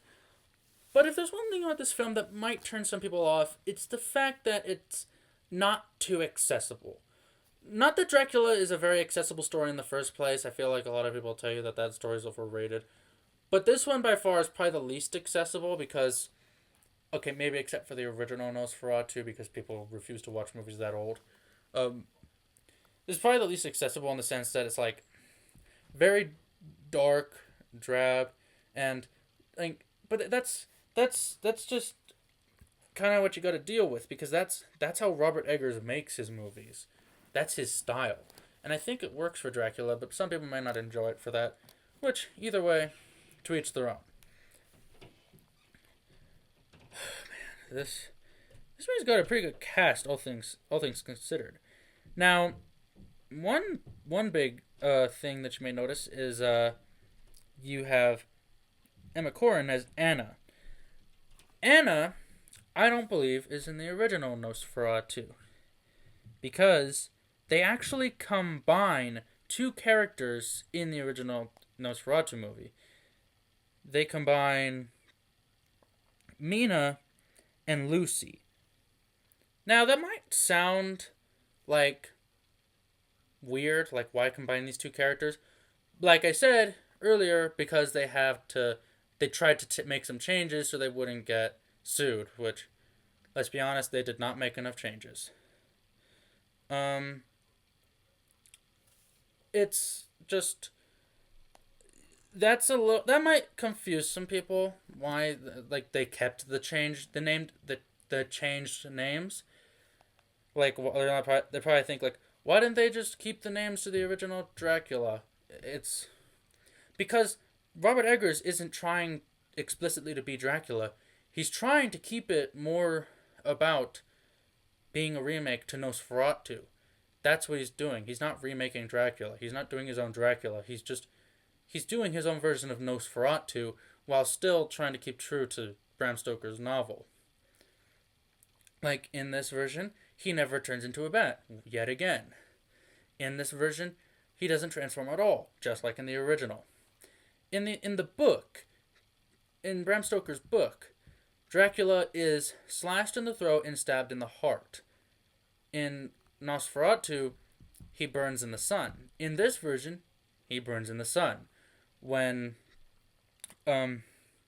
Ellen gives her life by letting Dracula suck her blood so that when the sun rises at I love this. I love the way this is like how they say it. At the first crow of cock, Orlok has been trapped and realizes that he's about to die because, well, Ellen, you might think that she actually does fall in love with him when that's not the case. She just decides that she realizes that the sun can kill him, considering he only haunts at night. So she lets him suck her blood, knowing that giving the sun time to come out, so the sun can kill him. In the original, he fades to dust in a admittedly very cheap effect. But in the new Nosferatu, he doesn't fade to dust. Actually, that's how Dracula dies in the 1950s one with Christopher Lee. But that's another story, of course. But I do bring up the other versions just to kind of point that out. That Dracula dying by sunlight is actually, and vampires dying from sunlight in general is something that was started by Nosferatu. In the book, it is described that sunlight weakens Dracula, but in Nosferatu, it straight up kills him. It's his weakness, not stabbing him in the heart. I mean, that might kill him, but no, he dies by getting burnt in the sun, as well as in the British version.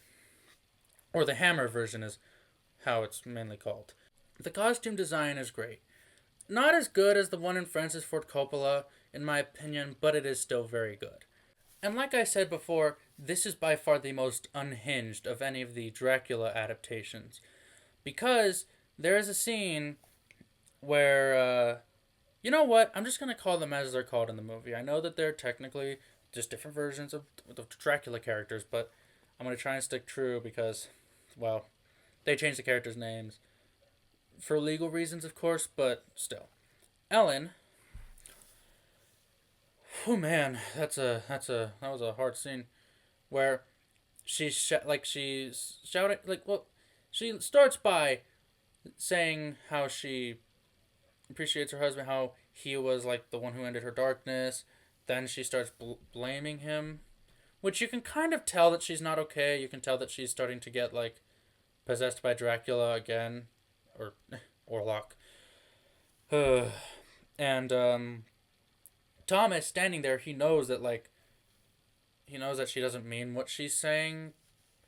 He knows that it's just Orlok messing with her and forcing her to say those things. But then, like, you get this scene that just comes out of nowhere, but it's so, like, you realize, like, at first, I thought he was trying to tie her up because he took his belt off. I was like, oh, is he going to use this belt to tie her up? And then you realize that they're just trying to fully embrace each other to spite Orlok. And they straight up have sex. Not for long, but they do. And of course, they enjoy it because, I mean, people in film always enjoy that, or characters at least. Even though they don't get a response from Orlok, he's not like, you dare have sex or do this to just to spite me. No, I mean, they do it, and yes, it is to increase the shock value, but I do think it's done well. It is kind of silly when you realize they're just trying to spite Orlok. There's one thing I will say is that Frederick, at least I think I'm referring to the right character, his character is just straight up, or no, I'm talking about the right character. Frederick, his character at moments was very unlikable because it seemed like he just showed that he didn't care about people and stuff. Herr Nock, which you don't know what hair means, it's actually German for Mister. I know this because I took a semester of German. Played by Simon McBurney. I will say I don't think he's as good as the one from the original Nosferatu, which is interesting because the original Nosferatu was in silent. But I do think he does a good job of being creepy.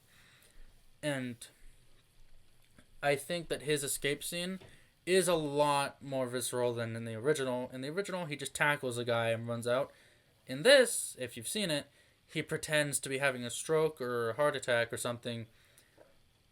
But then he bites the guard's ear off and kills him and then runs away. If there's one thing that this movie adds that definitely was like, oh my god. I would say they technically give, what's her name again? Anna?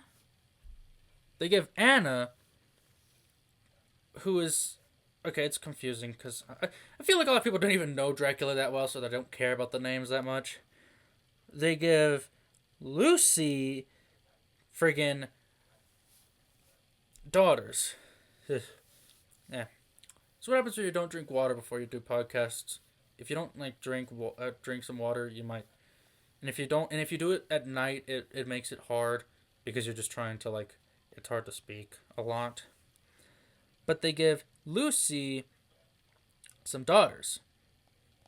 But what they do with those daughters, well, I mean, okay, well, this full spoiler review. They give her daughters, and it doesn't seem all that important. It's like, why give her daughters? What's the point? And later in the movie, it's like, oh, they give her daughters so that Dracula can straight up suck their blood and kill them. Okay, yep, this is a... It was... Okay, so it was those two scenes. It was the scenes where Dracula kills the two daughters, Clara and Lewis, I believe. He kills them, and also the scene... Oh, oops, almost dropped it. The scene where Ellen and Thomas have sex is really the scene that like said, "Yep, this is definitely a new version of Dracula." This is like, okay, a problem that a lot of people have with this movie is that it definitely sticks close to Dracula. They're like, if you know Dracula, you basically know this movie, and that's true. I was able to tell like what was really gonna happen throughout the course of the story. Um, though I don't remember Ellen Ellen's character dying in the original Dracula. Maybe she does. Um, but what I do know is that, yeah, because this wasn't my first Dracula movie, I definitely could tell where the story was going. Hell, I saw one, two, three, four. I saw four versions of Dracula before this, and I already saw the original Nosferatu. So, yeah, it's definitely, definitely familiar in that aspect. But I think that like the sex scene and the children dying just really went to show how they were trying to make a more gruesome version of Dracula, where they didn't. That's why there's really no triumphing scenes. There's not really any. Okay, the ending is kind of triumphant, but there's especially no lighthearted scenes at all. Um, just really went to show that this is the darkest, most depressing, and nightmarish Dracula movie we've had. Yeah, that's a perfect way to put it. A nightmare where there's really nothing good to turn to. It's all just darkness, and the way it almost feels like a black and white film. Like, yes, there's color. You can see the characters' colors on their skin. There's a genuine blue tint, and there's also a lot of red tints when there's fire or candles. But and also the blood. Yeah, that's definitely dark color. But I feel like the way it's lit really helps it feel like a black and white film. And I feel like Dracula is one of those stories that does genuinely benefit from being black and white. Now, I haven't really brought up problems with this movie because if I'm going to be honest, I don't really have problems. I can understand why some people would have problems. Like, I can understand why you might be a little disappointed if it feels a little too familiar to Dracula. And you're like, probably should have done some stuff to change it up a bit.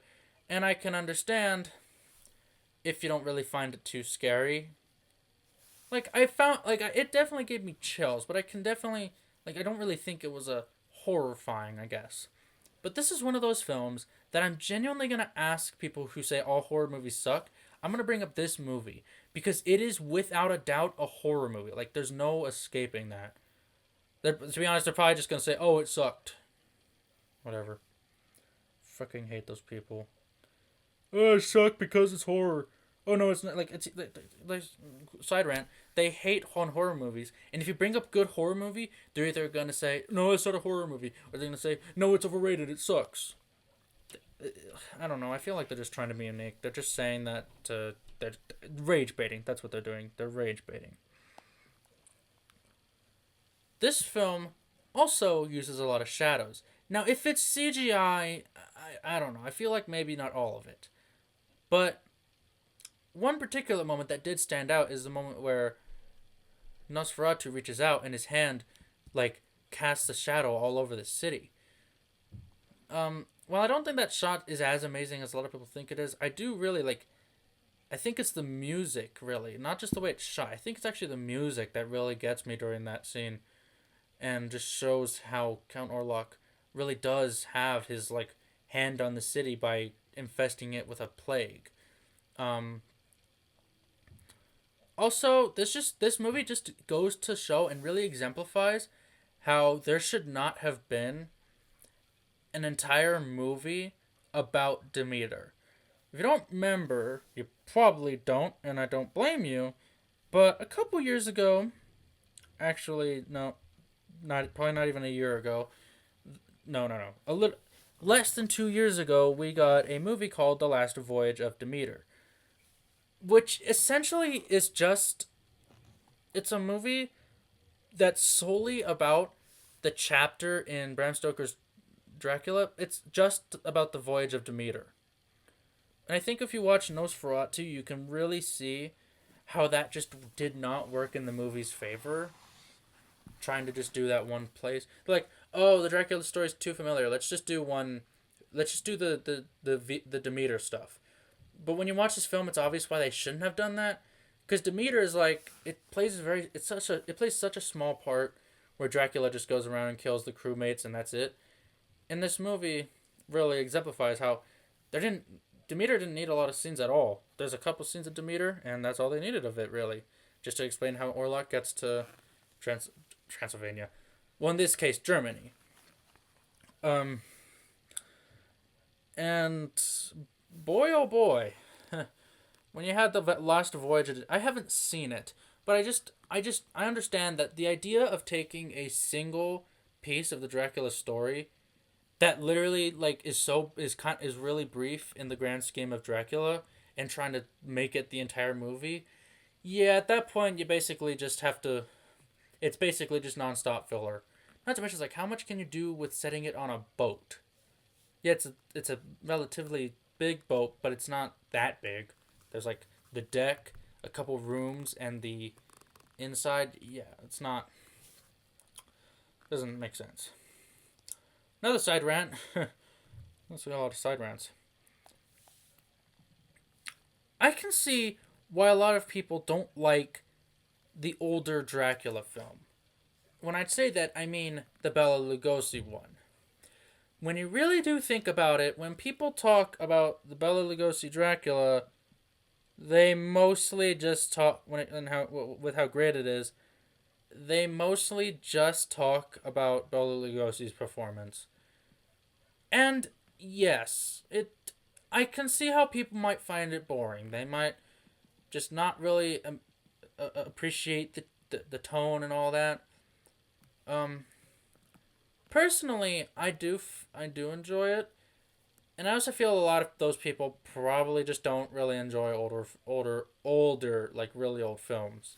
Um, at the very end of the movie, you see Count Orlok's full body, and it's kind of silly how like his body is just so like in the original Nosferatu, it's not really described in any like special way. It's not described to be like it's not really shown that he's like a like old deteriorated,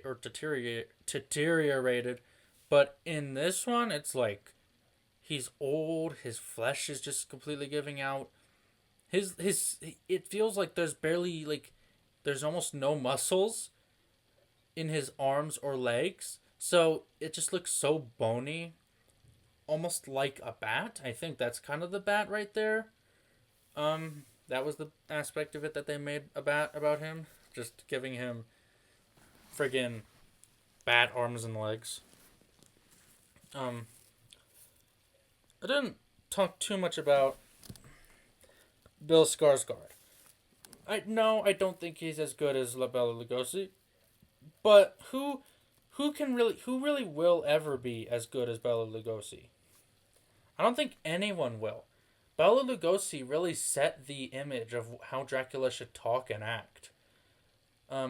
Like I said, even people who don't like the original Dracula say that he's the one thing about it that is really exceptional. So Count Orlok, Bill Skarsgård basically had no chance at beating him, and that's why Bill Skarsgård, Bill Skars. No, that is the way to pronounce his name. I got it right. Bill Skarsgård technically had to change it up he did because he knew that he couldn't really do the original Dracula, and obviously he didn't do the Max Schreck Nosferatu Dracula because he knew that if he did that, like that was scary for the time, but nowadays if he acted like that, like how Max Schreck does in the original Nosferatu, it probably wouldn't have been very creepy. If anything, he would have come off as more buffoonish. But I think the real thing about Bill Skarsgård that creeps me out is the way he talks. He talks with such like this echo effect and this like really creepy way. Like I think Bill Skarsgård did do a lot of that by himself, but I think a lot of it is helped with like other sound effects, like maybe sound effects, and like his scenes just steal the show. Like when Thomas is talking about some a Jewish ritual he saw a day before, and Count Orlok just describes it as like their, or I don't remember exactly what he says, but he says some word about how like how the Jewish people are dumb, and then he's like, "We will speak no more of this," and he says it with, and he's just the way he does it, how loud and how creepy it is, like it was just, it was a lot, and I genuinely just like, I feel like the when people say this movie is scary, it's like, are you sure about that? Like, what about Bill Skarsgård? You didn't think he was at all creepy? And they don't really give him too much screen time because they knew that if they did, that he'd probably lose his scary effect. Um, when Helena tells him to piss off, Helena, Ellen tells him to piss off, and he's like, "Oh no, I'm not gonna piss off. You have 3 nights to be with me." And when she doesn't, um, Anna gets killed, and Anna's children, and well, she does eventually give in to him, knowing that if she doesn't, uh, Thomas and the 2 professors are gonna die. So she gives up her life to save them and kill Dracula in the process, which I think is actually pretty profound. Um, this movie really just makes me think, like, what would you do in this situation?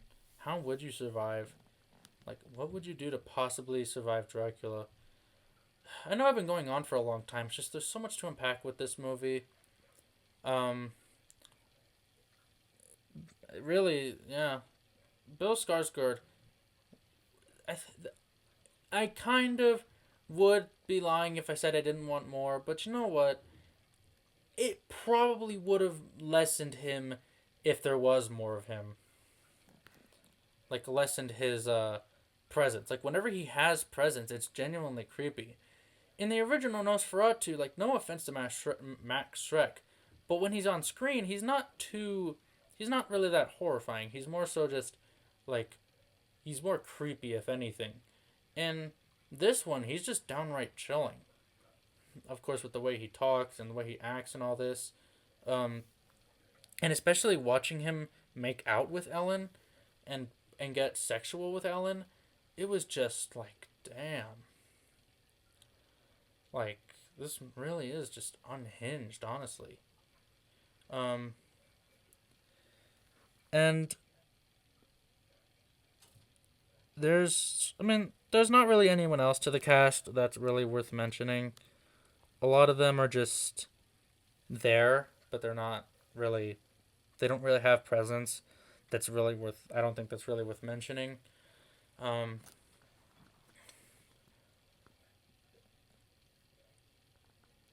this movie actually did kind of leave me on edge after walking out of it.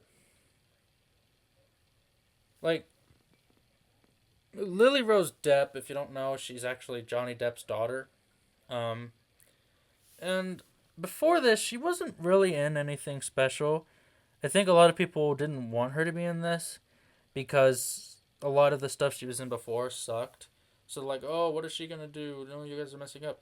But when you watch her and how like, I feel like this film also takes some um from The Exorcist, like the way she moves, the way her body like acts when she's like getting possessed or cursed by Dracula. She really does come off like um she whoa. That's weird. I thought it was at 50 minutes. I'm only at 45. Okay, yeah, that's weird.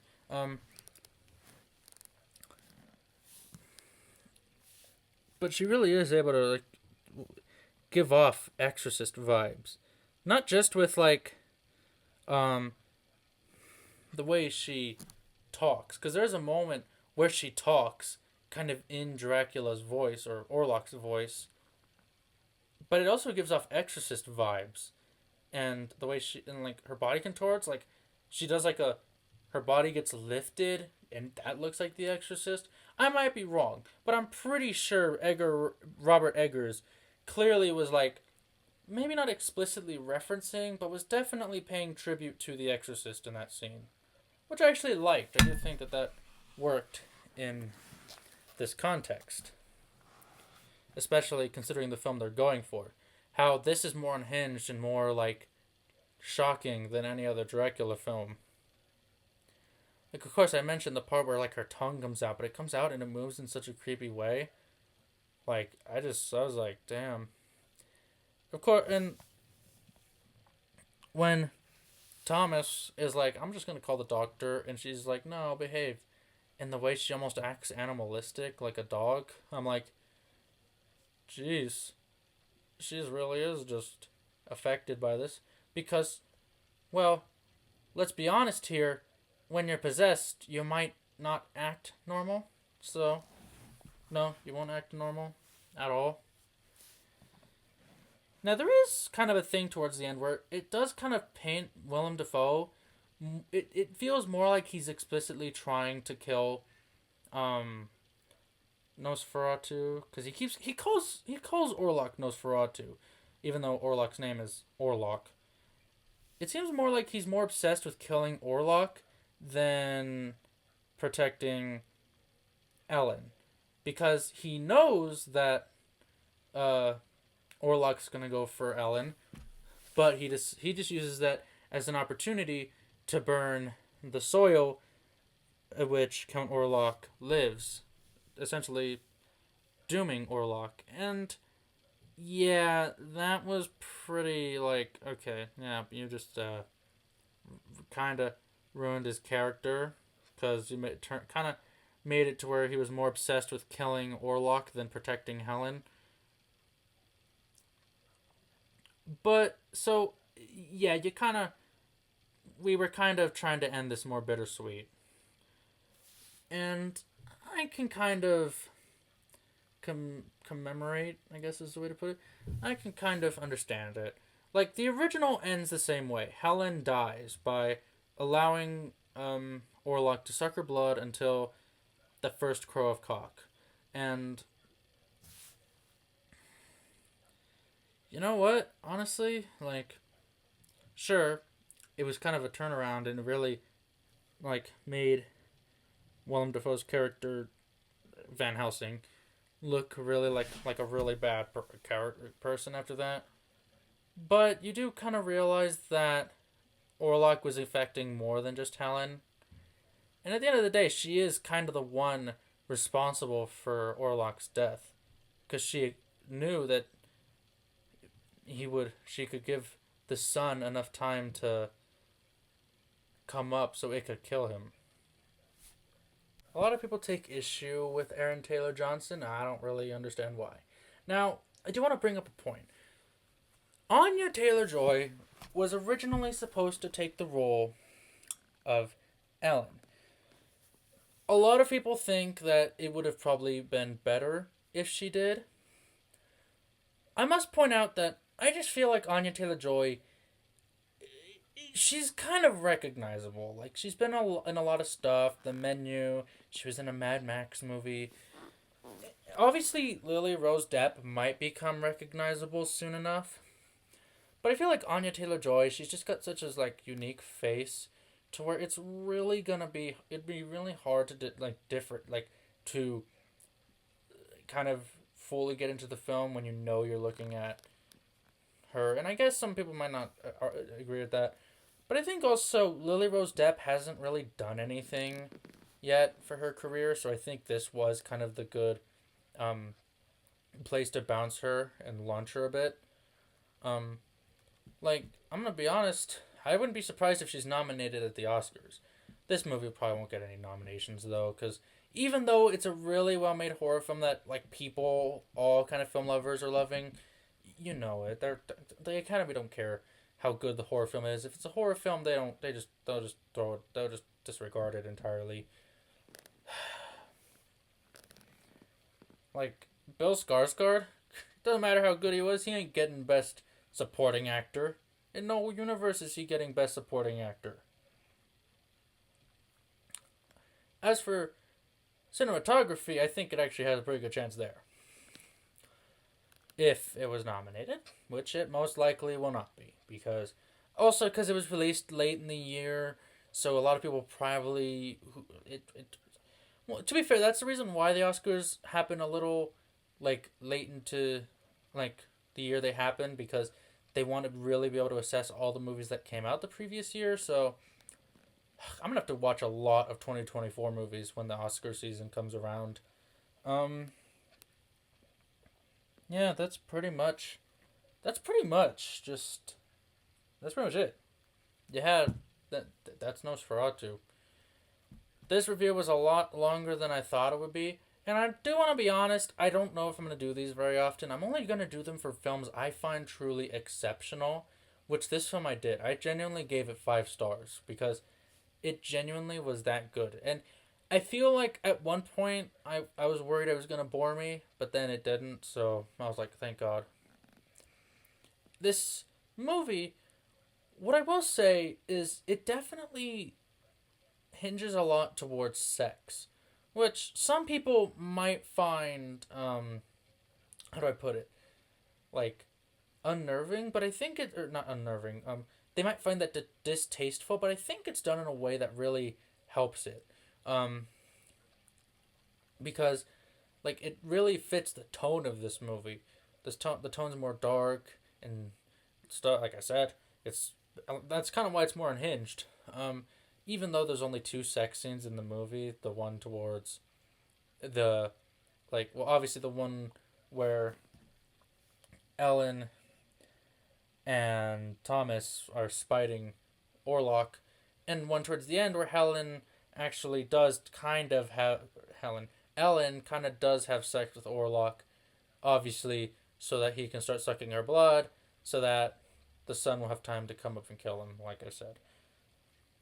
Yeah, that's about it. Bottom line is, Nosferatu is kind of. It's actually kind of.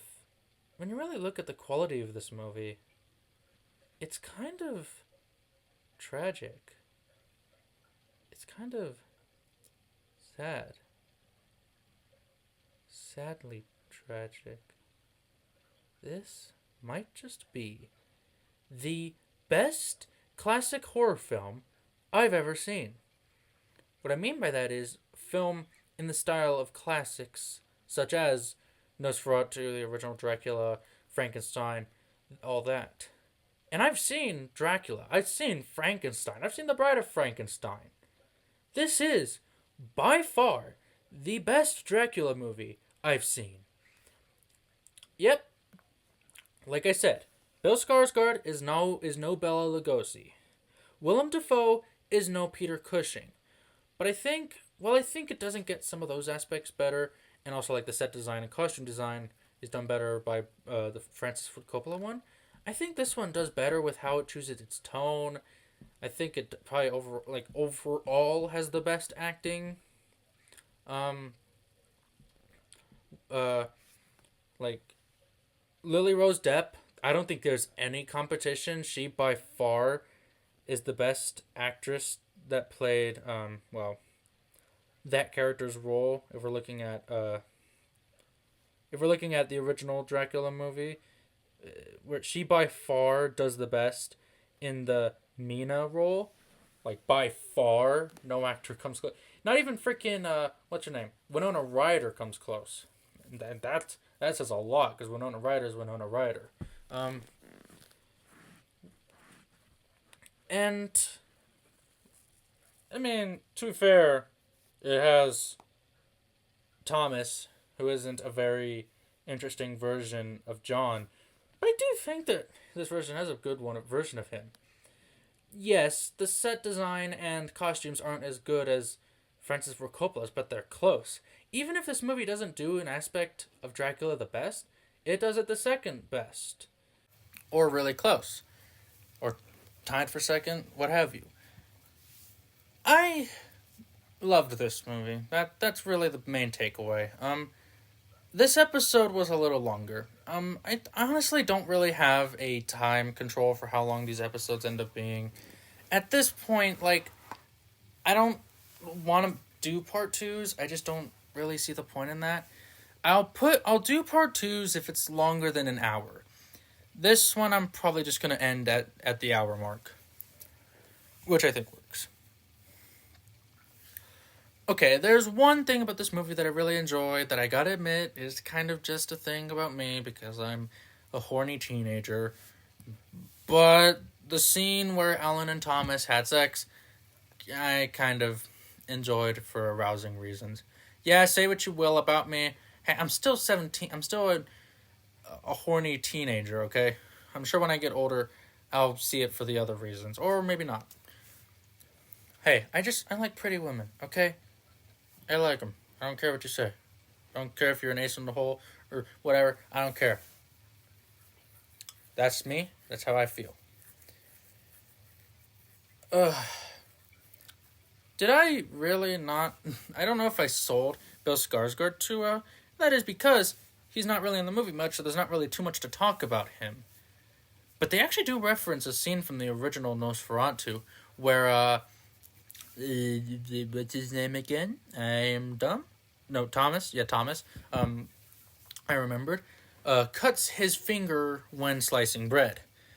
And when he does. In the original Nosferatu, it's a little more shown, where in both versions, Count Orlok becomes like, his eyes grow big, and he's like, blood. In the original, he explicitly grabs,